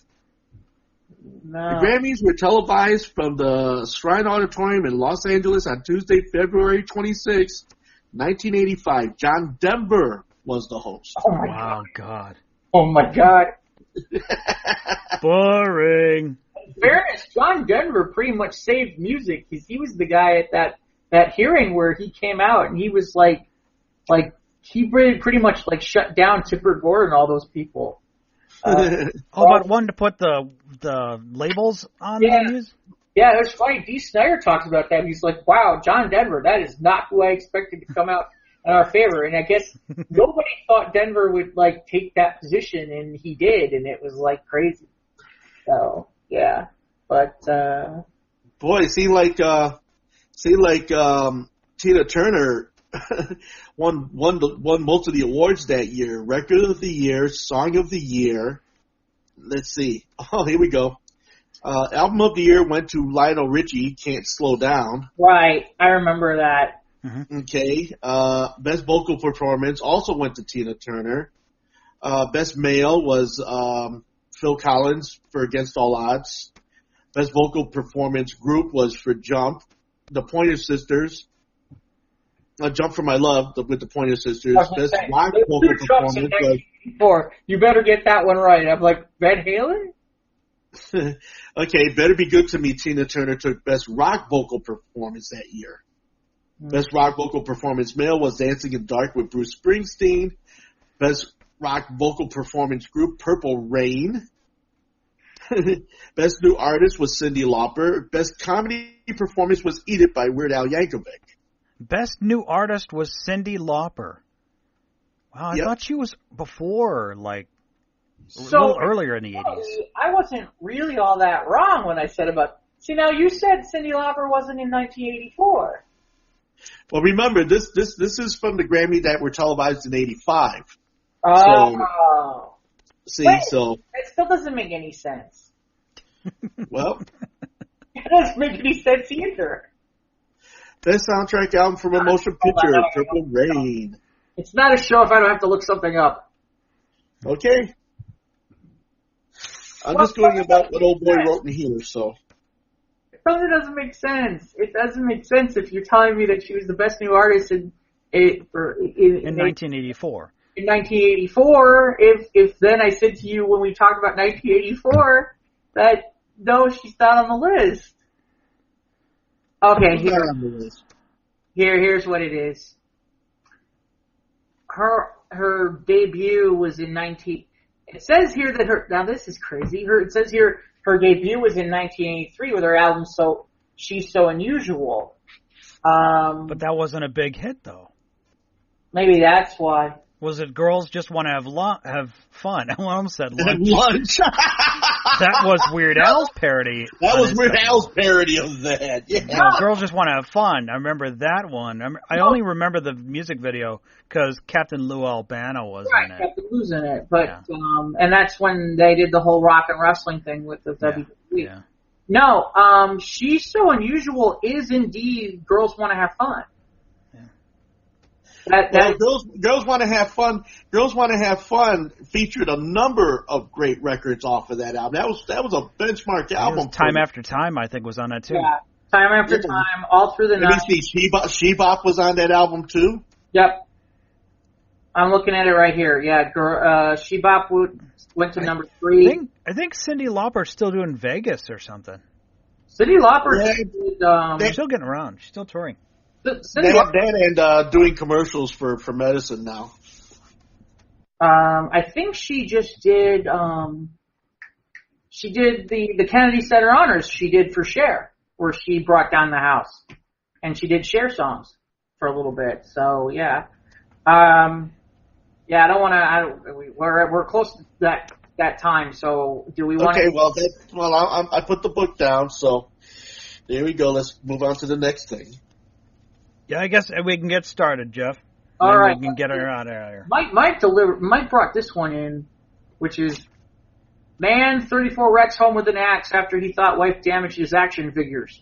Apparently this happened in Madison, Wisconsin, which makes me wonder if it's somebody I know.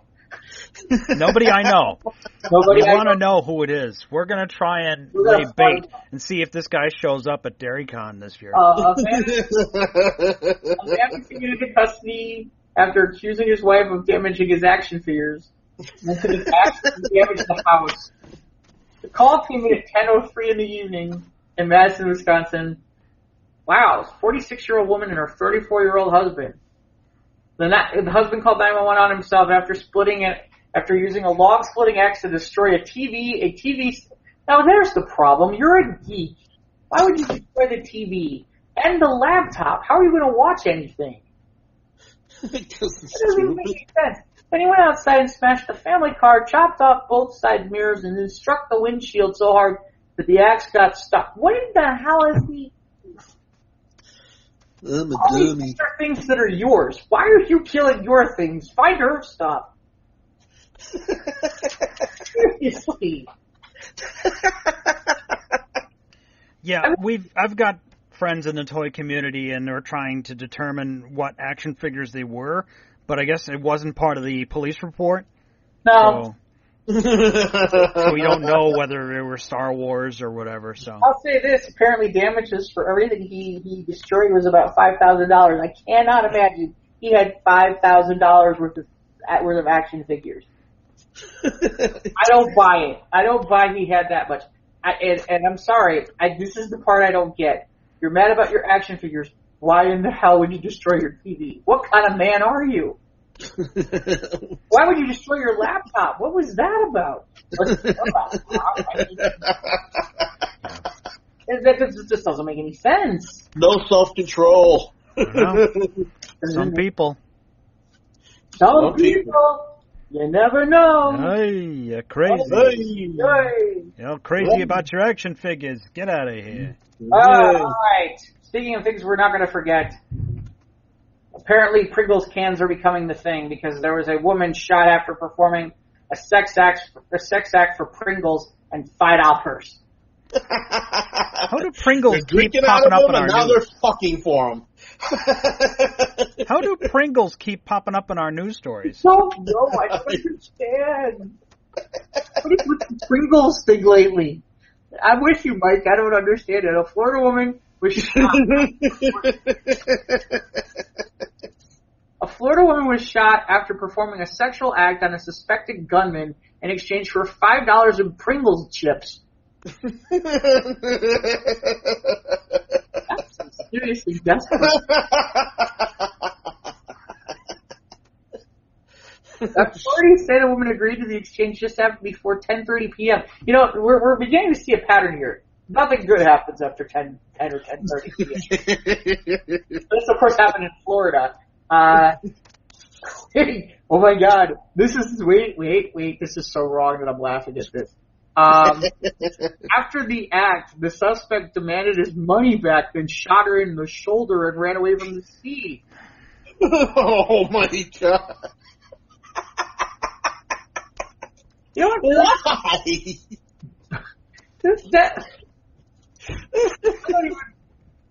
Here's the real question: did she get her Pringles? Did she get the $5? Oh no, apparently get the $5. So here's the question: did you get the Pringles?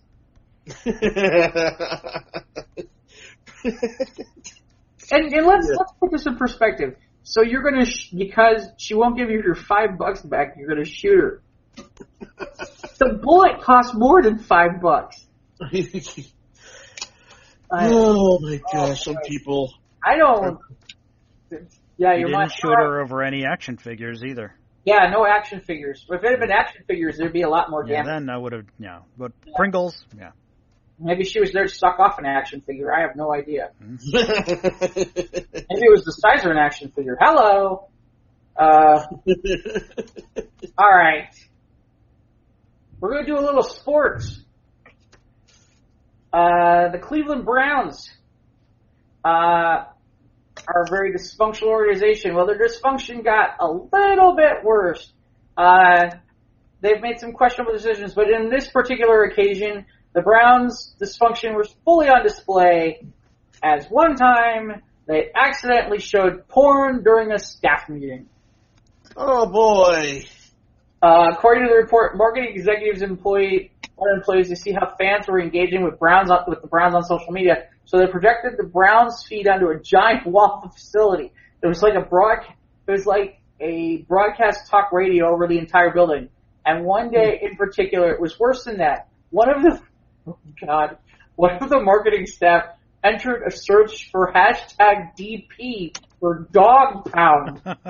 Well, yeah, there's an acronym for the DP, stands for something else. Right. The problem is that happens to also be hashtag of carries a few other meetings, one of which triggered an array of porn to be broadcast on the wall for the entire office to see for more than 20 minutes.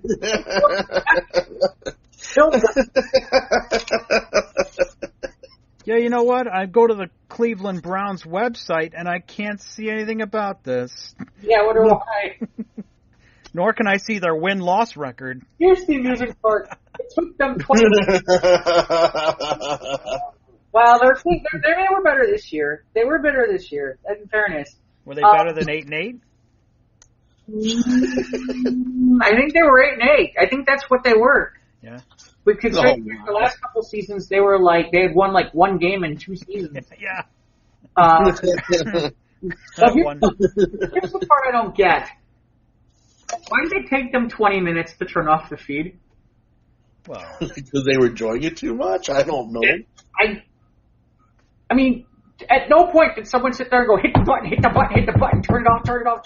No, they just let it run for 20 minutes. Yeah, let her go. Maybe they were interested in the story. I mean, does the pizza delivery boy actually get... Oh, never mind. The pizza. Well, maybe he gets Pringles instead and $5. Yeah. They shoot him too. All right. Yeah, don't shoot him. All right. As long as we're talking about dog pound, this next story should go fitting right into that. An entrepreneur is sending fake dog testicles to Republican senators and Vice President Mike Pence during the protest of the government shutdown. Now, did they temporarily reopen now, or is it for 3 weeks? They're open now at the time this was happening. Yeah. Entrepreneur Greg Miller is set up. He's sending this fake dog balls. He swears this is not a stunt. As God is my witness on my mother's grave, so help me, Almighty God, it has nothing to do with a publicity stunt. Oh, really? Why is he doing it? No, he's doing it exactly as a stunt. This protest is just one example of how small businesses, blah, blah, blah.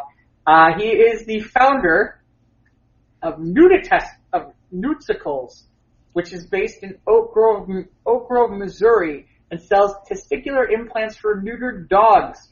He has sold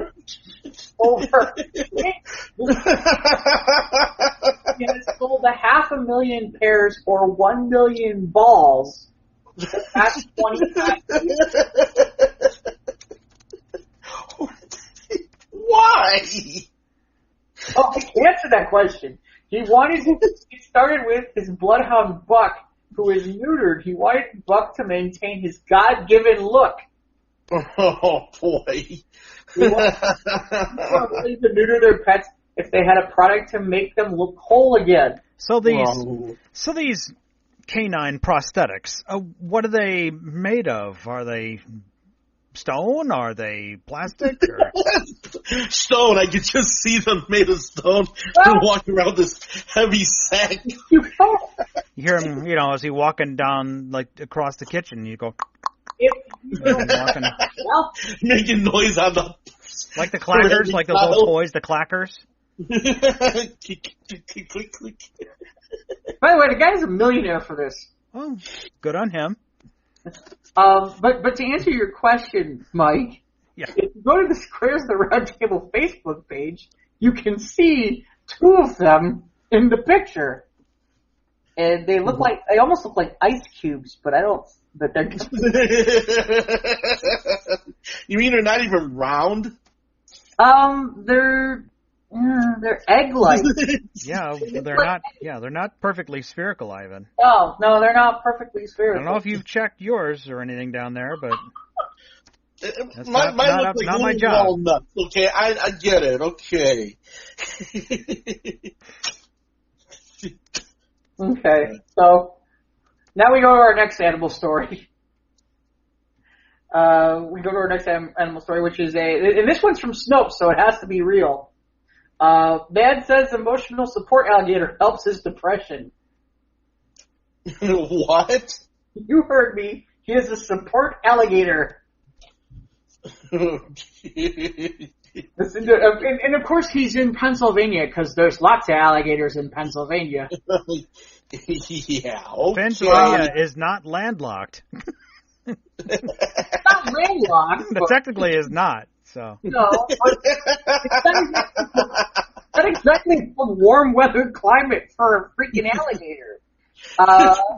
Why the fuck would you have an alligator in the first place? Well, how's an alligator cozy?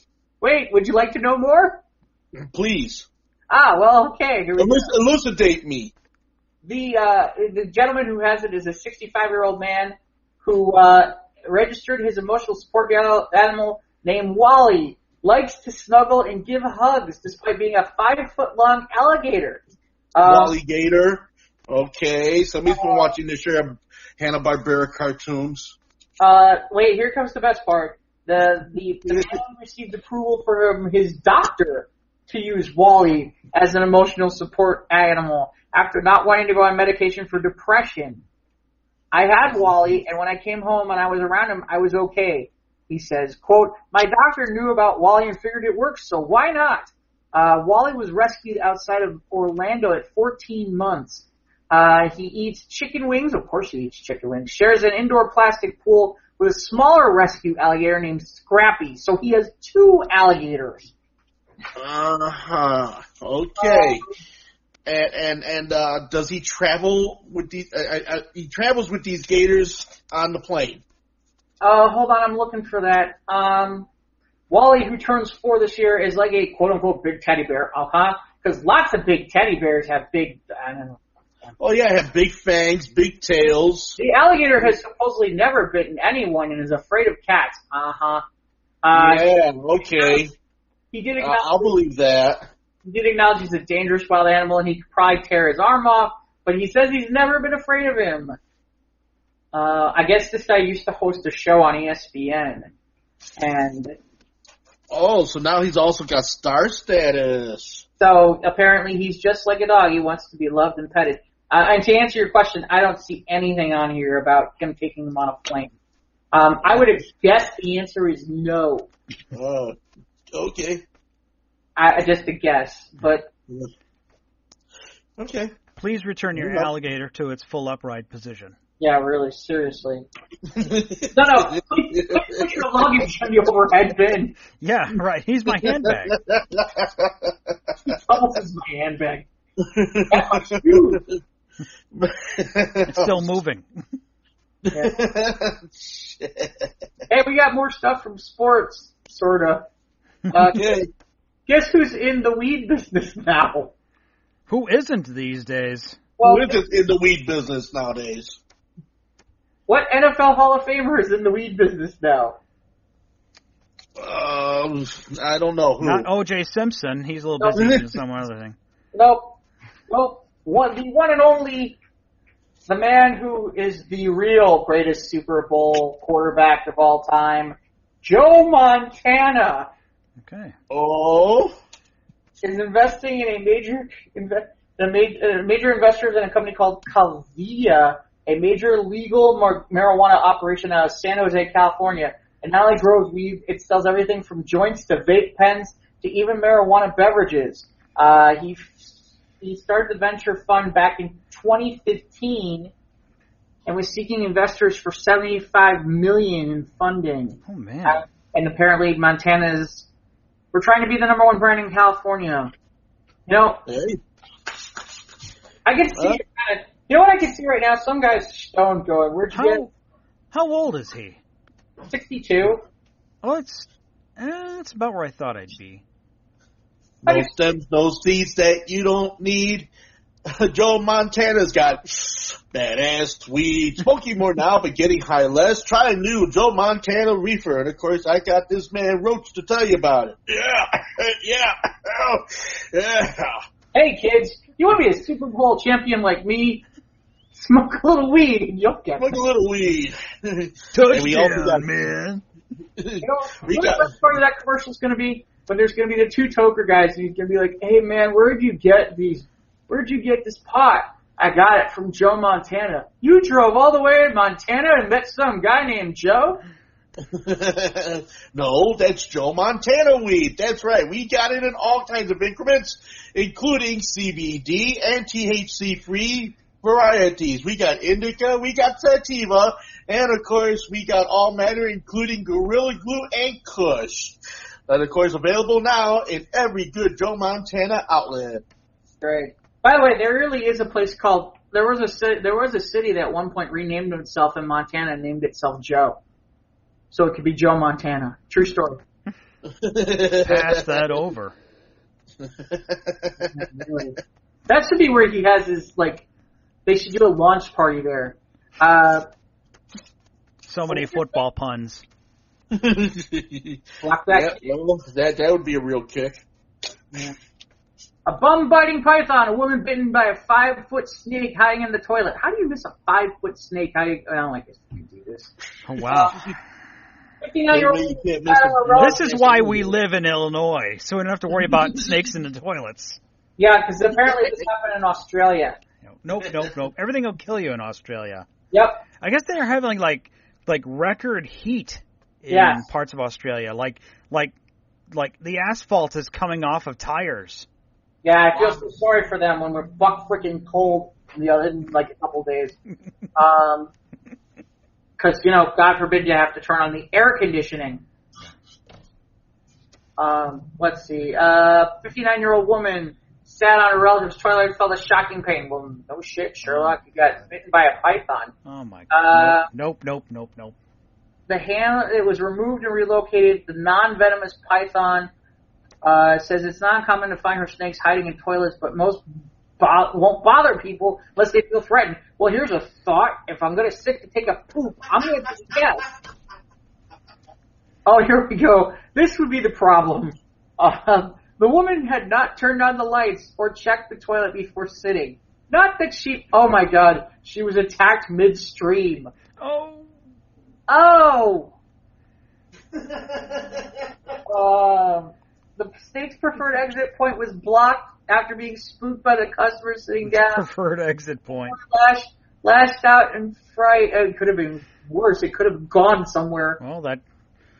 Well, they're cold-blooded, so they're attracted to that cold porcelain. Oh, God. Yeah. No, Australia. Well, not the way I'd want to get bit. No. So never going to Australia because of this article. I'll probably go, but I'm not going in the middle. I'm staying in a city where it's safe.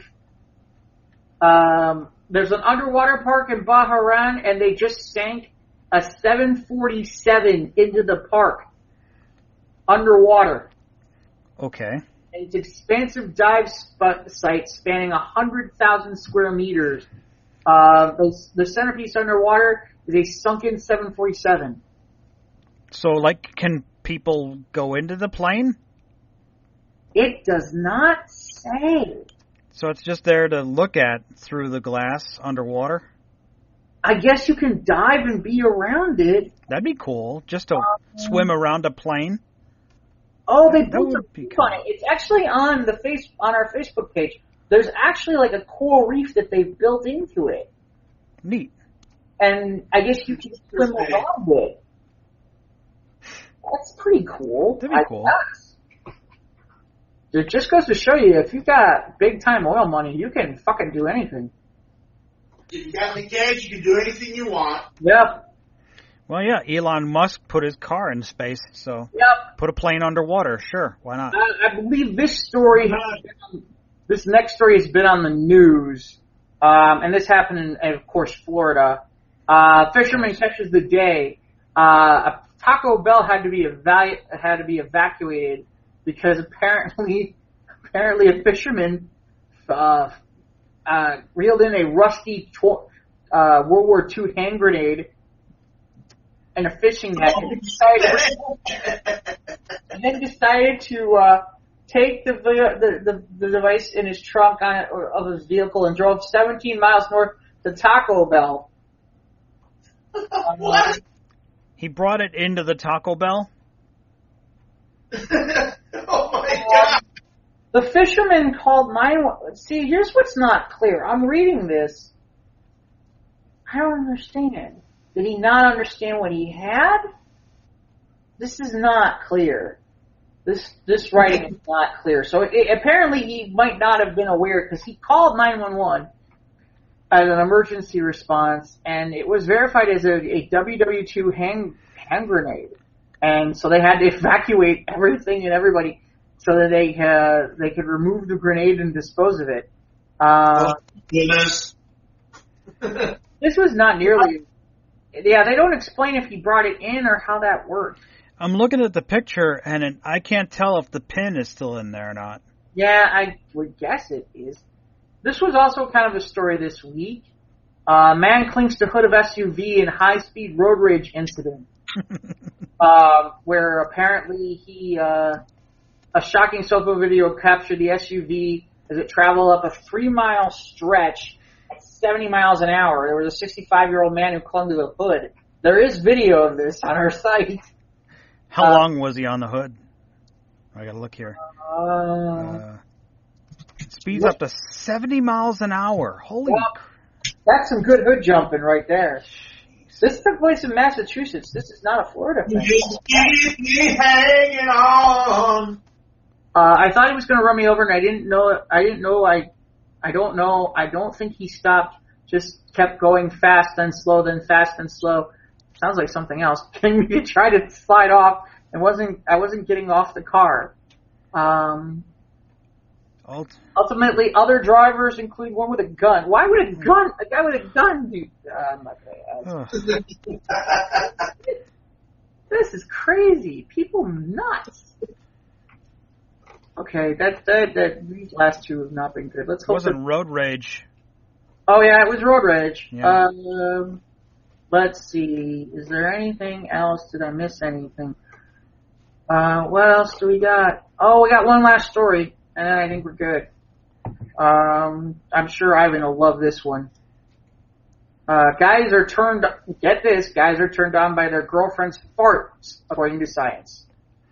Happy Valentine's Day. Yep. Maybe they should go to the Taco Bell together. I love you. Farting. Just don't look for any hand grenades while you're... Yeah. Farting is probably the last thing that comes to mind when you think of potential aphrodisiacs. That's probably because no one in their right mind could possibly find a loud, stinky outburst to be sexy, right? Well, not necessarily. While most people would agree flatulence is not hot, a new study has proven that some people are turned on by their partner's farts. Now, here's the best part. Guess who? You know who did the survey? Ready for this? A survey performed by SeniorLiving.com. There's not. Hold on a second. What? Yeah, looks like millennials are not like, hey, babe, why don't you have that beef burrito? This gets better because All right. they discovered a whopping 11% of men and a questionable 3% of women find partners' farts to be attractive. And why? But it's not a whopping number. 11's not a whopping number. No. That's not. Well, maybe that would be surprising if someone had told me that what percent of men would find women's farts attractive. I'd say 11% would be high. Here's number for me. Oh, okay. Here's. Well, I've often heard that if you fart for your partner, they're supposed to live longer. Well, here's interesting. Okay, now here's some interesting stuff. According to the survey, they also asked some other interesting questions that include men tend to wait roughly 6.5 months before breaking wind in front of their partners, while women hold it for much longer. The waiting average is 1.3 years. No. The average. I'm gonna test to that. Wrong. Fake news. I dropped one on Melania a long time ago. I said, it was great. Everyone loved it. The best farts, huge. Believe me. Wait, we also have stats apparently here about when it comes to pooping at a partner's place, guys would drop a deuce after the average of 4.5 months, while women were more shy about it, an average of 9.4. Boy. Oh. There's a modicum of discomfort. Excuse me. Yeah. You know, having to sit there, go through an entire date, and then having to run all the way home just to take a shit. I mean, come on. Well, here's the thing: if you were one of those, if you farted badly enough, maybe that's why she took your action figures. Yeah. And didn't get your sexual act for your Pringles or whatever. Yeah, exactly. And of course, didn't take away your hand grenade. You know, you'd have to go home and pet your alligator. Yeah, that's not code either. No. Then when you and your date are seeing the underground plane, just don't fart in front of her yet. Yeah, and don't poop in the toilet. If you're gonna drop a deuce, make sure there's not no pythons in it. Yeah. No pythons in your toilet. Yeah. Unless you're smoking Joe from Montana. That's right. Then, and then imagine the python being there. Yeah. Most men imagine the python when they're on pot. Either that or dog testicles, one of the two. But, worst comes to worst, just go over to the Cleveland Browns facility. You can watch porn there. You'll just have to go through the Devour ad first to find the DP that you were in researching for the Browns before it got to. I really wish you could have made that work because there's a part of me where it was like, here's the best part. There's 5 options. Of the 5 options you can call, because yes, I did call. Okay? Of the 5 options, there's only one male option. Okay? Everything else is a woman. Which does make sense because more men will probably call this than women. I called because I'm like, oh, come on, that doesn't really work. And I'm like, holy cow, I guess it works. Yeah. I didn't look at that. Who's calling the number? Yeah. It's no Hall & Oates hotline, but it'll do. It'll do in a pinch. Speaking of pinch, this is a good time to pinch this one off. Wow, that was bad. I agree. That was right back to the first thing. Mike, where can they find us? We're on Instagram and Twitter at SOTRT Podcast. We're on Facebook. That's where Jeff posts all these crazy stories. If you want to read them and see all the great images, the great imagery that comes from these stories about sex for Pringles and Montana's weed business. We appreciate you listening on PodBean. Subscribe if you like. That'd be great. If you're also on the YouTubes, everyone's on the YouTube. We appreciate it. We listen on there too. Subscribe, click the bell, and of course, send us an email if you're interested. If you'd like to give us a question, comments, and all that. Our email is sotrtpodcast@gmail.com. Yay! Okay. Go Rams. Yeah, go Rams. Go Rams indeed. Ivan, is there any place you're going to be over the weekend? Well, this weekend? No, not really. Okay. No, well, okay, well, the Sunday that I usually do the layback way back, coming up is being, preempted with a Super Bowl, style type of party happening over at Logan Arcade Sunday, so, no, that's why I'm not going to be there. So you can root for the Rams at Logan Arcade. Yeah. There you go. You can root for the Rams. Along with the rest of the country. And then, of course, or play your share of D&D while you're there, because there's going to be gameplay happening that day, too. You know, so... Huh? They have Dungeons and Dragons? Yeah. Really? I thought they Really? just arcade. No, we do games, too. Huh. Didn't know that. Okay. Yeah. I mean, we do all kinds of things over at Logan Arcade. A lot of fun stuff. But yeah, there is a group that comes there and does the D&D thing, you know, so if you're interested in doing that, check them out. Go to the Logan Arcade website and find out for day and times. All right. So with that, thank you for joining us here at the Squares of the Round Table, and we'll catch up with you next time. And make sure that you don't end up being in the foul weather, and because it is going to be colder than a polar bear's nuts out there. So, and I don't mean the fake ones that are going around. Thanks for listening. Have a good night, everybody. Have a good day, and thank you very much. Good night, good evening, goodbye.